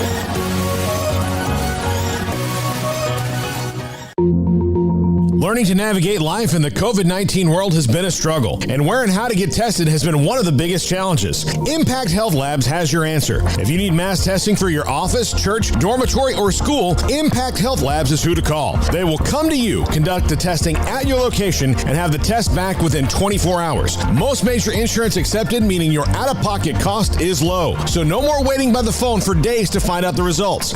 Impact Health Labs was founded by 3 Army licensed and credentialed medical professionals. They believe in accuracy, efficiency, and doing the job right. Call 254-744-6233 to set up your group screening today. Impact Health Labs, on-site, prompt, and accurate, taking COVID-19 head-on. Again, that number is 254-744-6233 or online at impacthealthlabs.com. Welcome back to Up Tempo on SicEm365 Radio. Welcome back into the Petty Clinic Low T Bears Den. It is Thursday, Jersey Thursday, otherwise known in some countries as Jersey, other countries Thursday. In Guam, it is Jersey Thursday, and that is what it is on Uptempo as well today. Campbell Bowden joining the show now with Baylor Volleyball. They kick off their season, their spring season, which is the real season now, I guess, if you will, this Saturday, or this Friday, actually. Is it... Let's see. I'm getting all turned around with our schedule this week because there's so much going on. But you guys are kicking things off this weekend, Campbell. I'm sure you're pumped for it, and I want to hear it from you. I mean, how excited are you guys to get this season rolling? We're so excited. We've been off for 3 months, and we're training to win a national championship. And we've been training, but the games start tomorrow, and we could not be more excited to get back on the court together. So, Campbell, I have been told, Max told me that your nickname is Soup. Can you explain to me where exactly? I feel like I have a good idea. Can you explain to me where that came from? Yes. So my freshman year, Coach Rash, our strength coach at the time, he said Campbell, and then he said, you know what, I'm going to call you Soup, like Campbell Soup. So that nickname has stuck ever since. So everyone calls me Soup, and I love it. Wow. So you vote yes on the Soup train. Like, you're completely cool with it. I'm completely cool with it. Yeah, I think it's fun. Might as well wear it. I love it. But yes, it's 6 p.m. tomorrow night against North Texas, the season opener for you guys as you kick things off for the first time in the spring. I want to know, too, how weird is it that you guys are playing the season that technically, I guess, counts, if you will, in the spring instead of the typical fall? Yeah, it's really interesting. It's different. We've never experienced this before, but we're just going with it and excited. It was good. I was just telling Max that we got to focus on conference, and now we just are focusing on our postseason, if you will, and then the tournament. And so, we got to win these games in order to get into the tournament. So we just got to focus on those first before we even think about April. So we're excited. Campbell, as you've worked your way up into different roles with this program from your freshman season and on, and now finding yourself, even as last season, the fall season went on, you had a bigger and bigger role across the year. What has that been like for you, kind of working your way as into a key piece of this Baylor squad? I look at it as a blessing. It's been a journey for sure. But I think just the upperclassmen above me have taught me a lot, and just finding your role and doing the best that you can at that role. So I've just really focused on that. And I think that I've just grown more and more and confident of my team to grow in my role, and just have that confidence in myself to grow in that role. And it's been a lot of fun. I love every part of the journey that I've been in. And it's exciting to just see where the Lord could continue to take me, and then this team as well. Now, Campbell, you guys obviously competed what has now been just last year, I guess, as long as this year has been, last year in the Final Four in Pittsburgh, national semifinal with a national title on the line. Walk me through what that was like for you. It's experiencing that with Baylor volleyball, I'm sorry.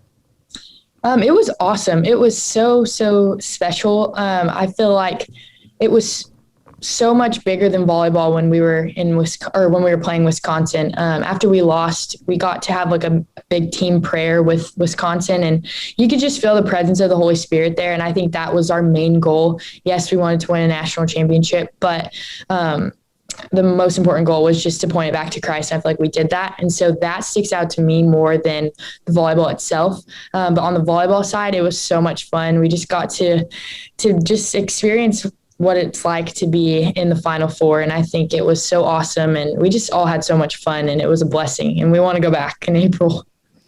Then moving forward into the fall season and competing in the fall slate for you guys, how much carryover? I mean, how exciting was it for you to even compete when there were teams across the country that said, no, we're not going to play?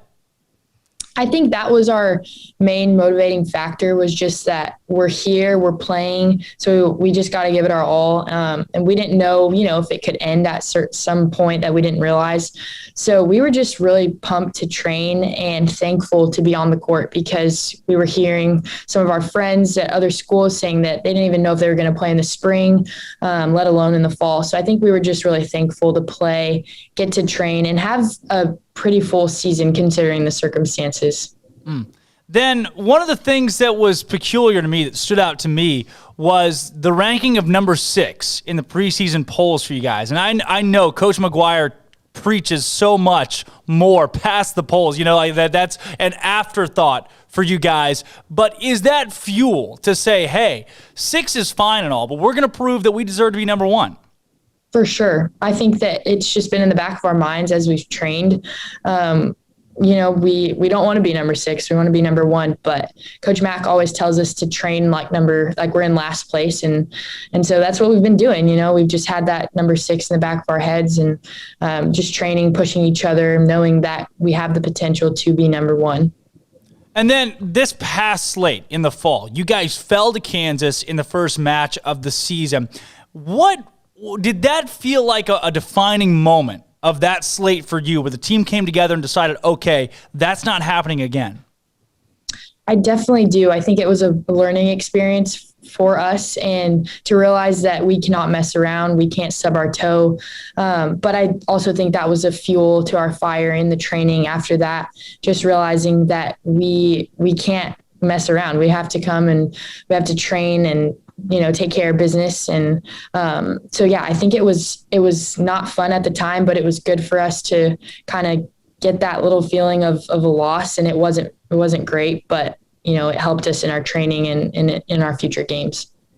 Campbell, that loss was on September 25th. You guys would not fall again until November 5th against Texas in Austin. And those two matches, 3-2 losses in both of those. They went the distance and were both just unbelievable matches.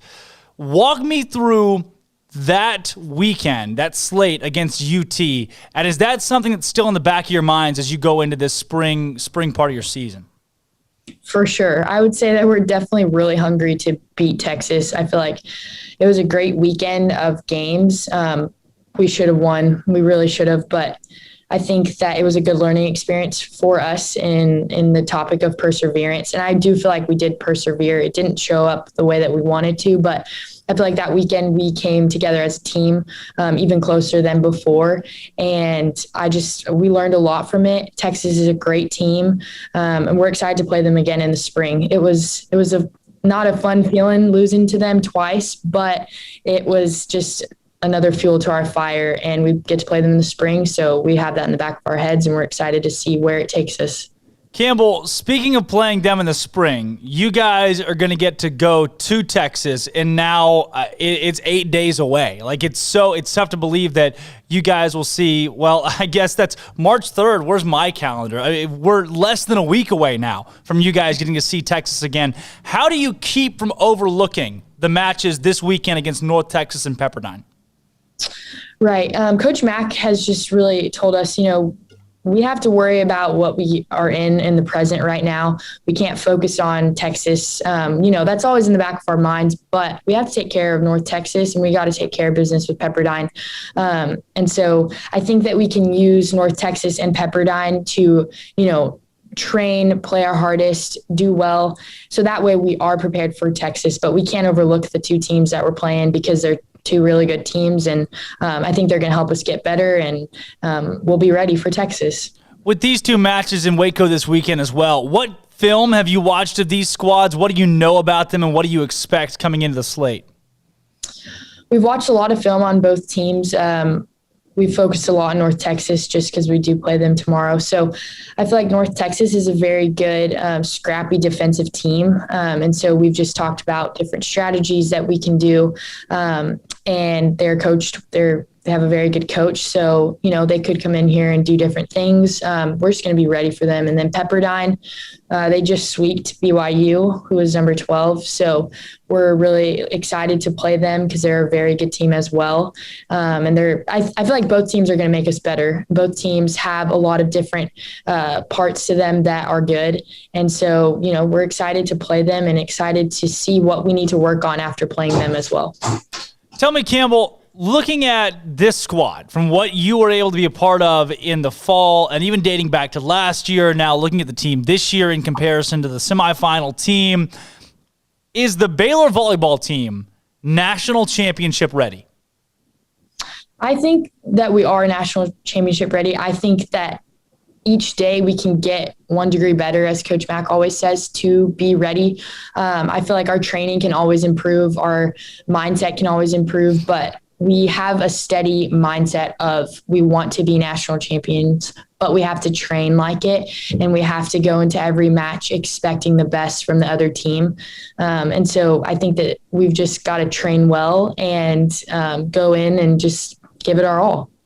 Campbell, in what I've been around with Baylor volleyball, it is one of the most humble programs in the entire country in the way that you guys handle not only media, but just the day-to-day. It's so genuine in how you guys put a program together that has the right things at the forefront of what you're doing. But I want to take just a second to give you a chance to brag on your team, and that is, with this squad, if this squad is to go all the way and win a national title, what will be the difference? What makes this team so good? Man, I feel like, we have so much talent But I feel like our hearts are in it so much and we love each other so much. And I think that love is the common theme of why we can go so far. Yes, we have amazing players and we have so much talent, but I think love is what defines us, and just our love for each other.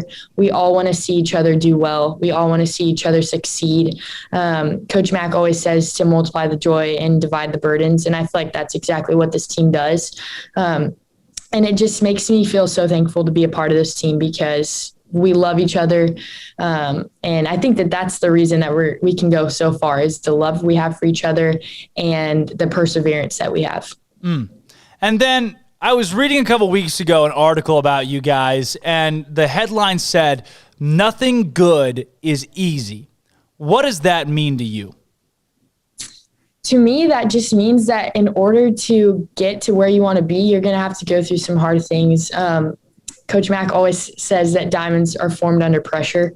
And so, with pressure, there's going to be great things that come out of it if you choose to, work hard and keep your mindset right. And so I just think the more that we keep our head down and work hard, the more success is going to come out of it. And when we do get into those hard times, to persevere, come together as a team and love each other well. And I want to know, too, that was my last question, but I'm going to go a little bit off the cuff here with and give you a chance to talk about Coach McGuire, because we here at Uptempo are very big fans of him and what he's done with the program. And I want to hear it from you. What does Coach McGuire not just mean to you, but this program? I would say just the fact that he makes it so much more than volleyball. A lot of coaches just preach on volleyball itself, and he does that, but it's so much bigger to him. He incorporates Christ so much into our program. And I think that because he has centered our program on the Lord and our faith is why there's been so much success, because he always says that he's not the head coach, but God's our head coach. And so I feel like that just kind of guides us to realize that our identity is found in Christ, not in volleyball. So that just allows us to play free. And I feel like he preaches that. And it's a blessing that we get to have a leader like that who just allows us to play free for the Lord. All right. Campbell, before I let you get out of here, we got our Bear Games questions of the day here. We take a little break from sports and just go right into the weird and wacky. But today's are tame. These are not bad. Question number 1. What is the catchiest song of all time? Catchiest song of all time. I would say one that sticks to my mind is Party in the USA by Miley Cyrus. Yeah, I know every word. That's a good one. That's a good call. Question number 2, Big 12 Mascot Madness. We're taking all the Big 12 mascots and we're taking whatever, like the stuffed wildcat that's at the games, but we're turning it into a real wildcat. And we're putting them all into a cage and seeing who's going to win in a battle to the death. And today, we have a Wildcat and a Mountaineer squaring off one-on-one. A real-life Mountaineer with a musket and all, and then a real-life, large, aggressive Wildcat are duking it out. Who's winning that battle? Ooh, man. I would say the large, aggressive Wildcat. Yeah. I feel like Wildcat would just be crazy and not give up until the Mountaineer was no longer living. I may have led that question a little bit. I've really been gunning for the Wildcat today. I'm a big Wildcat fan on this one. And then last but not least, Yassiana Presley, Kara McGee, Michael Jordan, low hoops dunk contest. Who wins? Oh, man, that is a tough one. I feel like, I would say Yassi for sure, probably. Yeah, I don't know how you can't go with Yassi. Her hops are unbelievable. All right, now we'll throw Campbell Bowden into that mix. Who's winning now? Still probably Yassi. Hey, Campbell, thanks so much for joining us today, breaking down the season that you guys had in the fall and then prefacing your slate against North Texas Pepperdine this weekend. It was a pleasure having you on Uptempo. Thank you so much. Again, that was Campbell Bowden with the Baylor volleyball program talking about their season opener tomorrow night at 6 p.m. against North Texas in the Farrell Center. They'll play again on Sunday against Pepperdine. Pepperdine just swept the number 12 team in the country, so watch out. A whole weekend of Baylor sports coming up. If you can't find tickets, well, try BaylorBears.com. There's something out there. There's got to be something out there for one of these games you can catch in Waco this weekend because the slate is crazy, from tennis to volleyball to soccer. It's going to be crazy. I'm Drake Toll. That's Armstrong Sims, Andrew Robertson, Jack McKenzie. When we come back, a little bit of Sick 'em Pick 'em, celebrity birthdays, this day in sports history. This is Up Tempo. It was just another Wednesday night for the number 7 Lady Bears, who knocked off the now 17-7 Oklahoma State Cowgirls 70-51 at home, thanks to 20 points and 9 rebounds from Nalissa Smith and double digits from Moon Urson, Queen Egbo, and Dejanay Carrington. Baylor is now 18-2 overall and 13-1 in conference play. Elsewhere on the women's side, number 15 Ohio State fell at Penn State 69-67. Number 18 West Virginia was blown out at Iowa State 85-68, and 24 DePaul fell to Marquette 85-71. On the men's side, number 20 Arkansas trounced number 6 Alabama at home 81-66. Unranked NC State won at 15 Virginia 68-61, and North Carolina fell at home to 11-2 Marquette 83-70. In other Baylor sports, the number 2 men's tennis team took care of UT Arlington and Waco yesterday 7-0. And number 22 Baylor softball team also rocked UT Arlington with a 6-1 victory themselves. I'm Armstrong Sims, and that's all the news that is news in college sports. This has been Armstrong's Minute on SicEm365 Radio's Up Tempo. With more than 160,000 alumni worldwide and counting, the Baylor family is growing. And through the university's expanded Baylor alumni program, the family is growing closer. With hundreds of local volunteers planning events in cities and towns around the country, you can gather with fellow Bears no matter where you are. So, get connected, get something started, get involved, and make plans to get together with Baylor alumni. Visit us at baylor.edu/alumni. Don Humidor, your home with a 48-foot walk-in humidor with the elite cigar brands from around the world, including the number 1 cigar of the year, Aging Room Cuatro Nicaragua. Plus, they have the great brands like Macanudo and Artur Fuente, Rocky Patel, Aston, and so much more. CBD, great for sore muscles, aches and pains, sleep, Vita Dreams, and anxiety, mild depression, general health and wellness. Their staff very knowledgeable on the subject. If anyone is curious about CBD, ask Carol and Ashley. Don Humidor in the Townwest Shopping Center off Valley Mills in Waco. What you do in privacy is your own business. What you do in public with your truck, well, that's our business at Pickup Outfitters. In your garage, it's okay for your truck to parade around in the nude with no accessories. Hey, this is still America. But when you bring your truck out in public, it's just common decency to put an outfit on your truck. And that's where we come in at Pickup Outfitters. Put a cover on that bed. Cover your rear end with a bumper and a hitch, for goodness sakes. There are women and children on the roads. And guys, don't leave your tools exposed. Put them in a toolbox. Be proud of your truck and stand tall with a lift kit. Or improve your truck's posture with a leveling kit.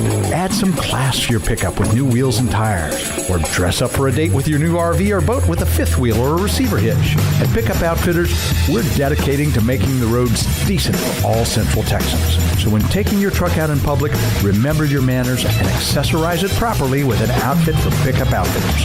220 Lake Air Drive in Waco.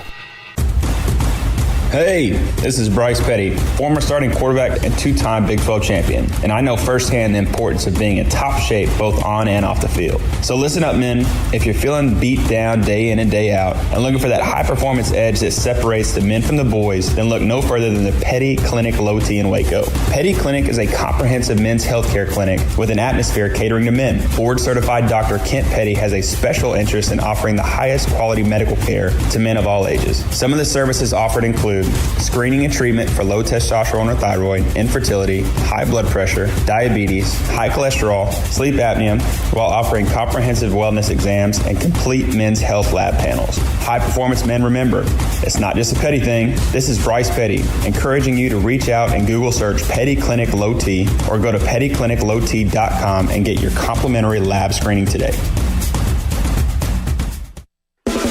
Welcome back to Up Tempo on SicEm365 Radio.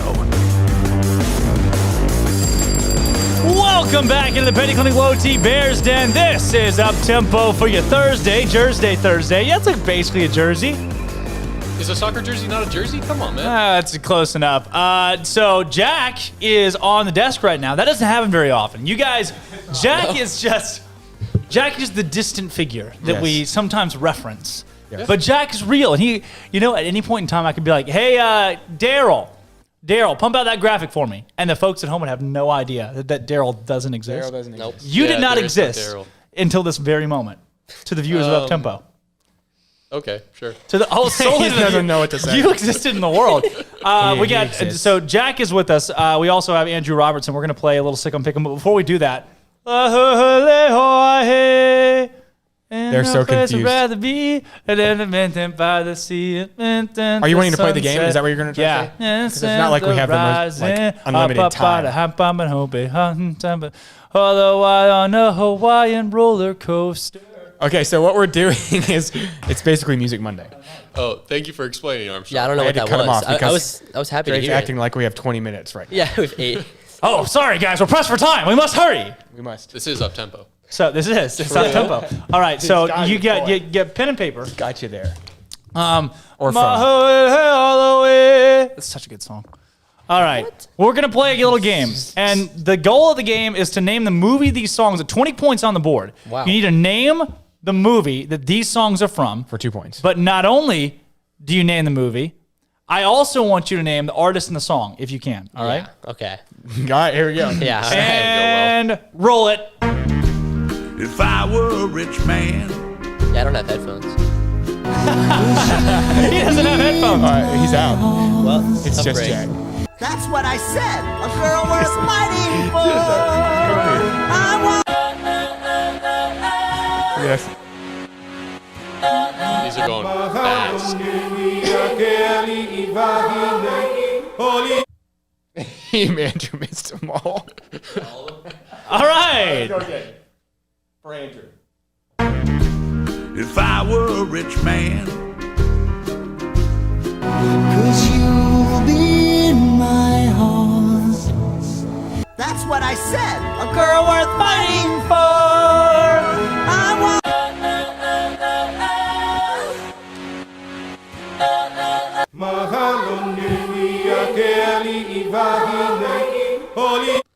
Gosh, that's the best one. That's the best freaking one's the last one. All right, one more time. I mean, I'm good. I'm ready. I know, but we got to give Andrew one more ready? shot. I mean, I only know one of them, so. He's only got one. Period. So we're good. I kind of wanted to hear it I'll again. go back Just to the because Mahola Hawaii. Because you're obsessed with that song for some reason. I'm obsessed with the whole soundtrack. That's the best Disney sound. It's not. Don't cancel me, but it's close. All right, Jack, what do you got for number one? Toy Story. No. I award you no points and may God have mercy on your soul. Andrew? I'm with Jack. I also thought I it feel was like Toy Story. I feel like you should be able to get an artist just from his voice. I know the song is I Friend was a rich man. Yeah, it's Friend in Need. If I were a rich man. What's his name? Nope, John Goodman. John Goodman. It's John Goodman? Yep. Yes. Yep. I've never heard Sully. John Goodman sing before. So that was Yeah, he doesn't sing usually. It was John Goodman and Billy Crystal. If I didn't have you, I wouldn't have nothing if I Monsters, didn't Inc. have you from Monsters, Inc. Song number 2. which I nailed. tough. I got all 4 I points. thought it was You Got a Friend in Need. In Need? You're thinking You of a got completely different friend song. in need. You're thinking of a completely different Is that song. what you thought from the a lyrics completely were different until this movie. I was thinking moment? of the same Yes, song. I actually did think this. You got a friend in need? Yeah, you help your friend. He's in need. That's what you thought it was? No way, he did not think that. That can't be I real. have not watched these movies since I was like 8. Well, so there's your problem. That's my problem. When the I think road that's gets rough ahead, All right, anyways. you got a friend in in need. need. I got all Help 4 him out. points. Basically, the premise of the song would then be, I know you're having tough struggles right Right. now, but you've got a friend in need. We gotta help your him. problems are not as bad Right, we gotta as help your that friend friend. needs Right. help. These are selfless characters. All right, so what's number 2? I don't know anything for 2. You'll be in my heart. I've heard it, but I don't know what it is. It's You'll Be in My Heart. Okay. I literally played the chorus. It's by Phil Collins, and it's from Tarzan. Yep. Yeah. Never really watched La, that movie. la, Nailed all those. I hey, nailed. I got 4 points there too. You got 4 points there. Armstrong killed this game. He's blowing us out. Song number Wow. 3 is from what movie? Can you sing it first, real Mulan. quick? It was A Girl Worth Fighting For. It is Mulan. That's 2 Good points. answer. Okay. Nailed It's it. Mulan. I have Nailed no- it. And who's the artist? Anyone? No. You have He this? knew. I knew it. He No knew it. way. Leah Salonga. Yeah. Makes What a no fool. sense. yeah. Makes no sense. Apparently, So I got 4 points here too. Song number 4, super easy. This was mainstream. Zootopia, Shakira. Shakira. Yep. What's the Name song? the movie? Zootopia? Good job. I don't know the name of the song. but I Try know the everything. movie. Sorry, Try sorry. everything. Shakira or Zootopia is good. That's 3 points. And then song number 3 was Hey Hello Hola Hoe. I had no clue. Nobody knows the movie? I would get. I mean, I have some guesses. I guess can throw the out movie, there. guess the Don't movie. watch It's all it. Disney, so just guess the you movie. could get canceled. Lion King. Lion King? That's fair. Good guess. All right, I'm gonna abstain from this. I'm gonna opt out. No, of answering. just guess one. Well, I don't know. I mean, now I'm just threatened to be canceled. I have no answer. Monsters Inc. Final answer. Monsters. I have another answer. Remember that really good Hawaiian song from Monsters Oh, Inc? Moana. Bold strategy, Cotton. Let's That's see if what it I pays guessed. off. Okay. I award you no, no it's not points. Moana. You got Little a friend Mermaid? in need. Hey, your life sucks, but you got friends that are got in a need friend in all need. around you. Selfless characters. Remember that when you're down. They're building okay? character for these kids watching It's these movies. Hey Mele no Lilo from Lilo and Stitch. Idiot. Lilo and Stitch. That's a good. That's actually a good Really? movie. Yeah. Cobra Bubbles. I only watched Lilo and Stitch like once. That's an I guess elite I'm just movie. uncultured. Andrew, give me like one stick and You pick don't know who today Leo because- Salonga is. All right. I like. What are you doing? I like Ohio State. I like a money line. They're playing Michigan State, who's hot. And I think it's an overcorrection pick. Mm-hmm. Jack? I like Jack, how do you feel about Yeah, that? Jack likes it. Jack's a Big Ten guy. Oh yeah. Maholo I Halahoe. just want to note, I got 5 points out of that segment. So And you won. And you beat 5 points. Yeah, that's impressive. compared to Armstrong, You crushed me. Yeah. I don't know what I got, but I think maybe we got like 16. Armstrong at 20. Armstrong, you were running up the score. I didn't on get us. 20. You got 16. Yeah, 16. 20 is a perfect score. Yeah, I didn't get that because I had no clue what the last one was. Malahuai. Celebrity birthdays, really quick. Ric Flair, how old? Ready, go. Just quick. The quick. 78. 72. Wow. 72 Really? years old today, Ric Flair. Wow. Sean Nailed it. Astin. He played Rudy. Sean Astin. 69. I don't know. That's what came out. 52. 52. 47. 60. 50. 50. 50? He's Wait. 50? That I thought he movie's was old. at least 60. Jeez. You laugh. Maholo He was just in- what'd you guess? I said 47. George Harrison. He knew. Oh, the Beatle. The Beetle guy? He's old. The Beatle. The Beatle. 80. I got nothing. 70. 78. George Harrison I was would have pretty been close. 78 You were today. pretty close. He's Well, yeah, dead. rest in peace. He is dead. Dead or alive, Harrison's George dead. Harrison. Rashida Jones. Everybody knows Rashida Jones. Yeah. Yep. I actually do know Rashida Jones. She's probably like 34. 38. 40. 45. Rashida's She old. She's looks getting up there. spectacular. It's John Doe's birthday. It is John Doe's birthday. Oh, great. Like John Doe, like. Yeah, nope. John Doe. Don't ask question. 40. 97. Bold guesses all around. 88. He's got a young voice. He's 68 years old today. John Doe. That's a Happy real person? birthday. Isn't John Doe like John Doe is like what you put when you're like an anonymous name? Yeah, I thought it was like just like a random Yeah, but person. this just says John Doe. I thought he was saying when they started using the term John Doe. Yeah, I thought it was like maybe there was a guy who that is named after. Fred Van Vliet. Last one. 31. Okay. 29. He's got a young voice. 38. He's 27. All right. I'm Drake Toll. That's Jack McKenzie, Andrew Robertson, Armstrong Sims producing the show today. We're coming back tomorrow. We're going to have a big Friday. This has been Jersey Thursday, otherwise known as Thursday. Some countries it's Thursday. I'm Drake Toll. Armstrong Sims, Andrew Robertson, Jack McKenzie. This has been Up Tempo.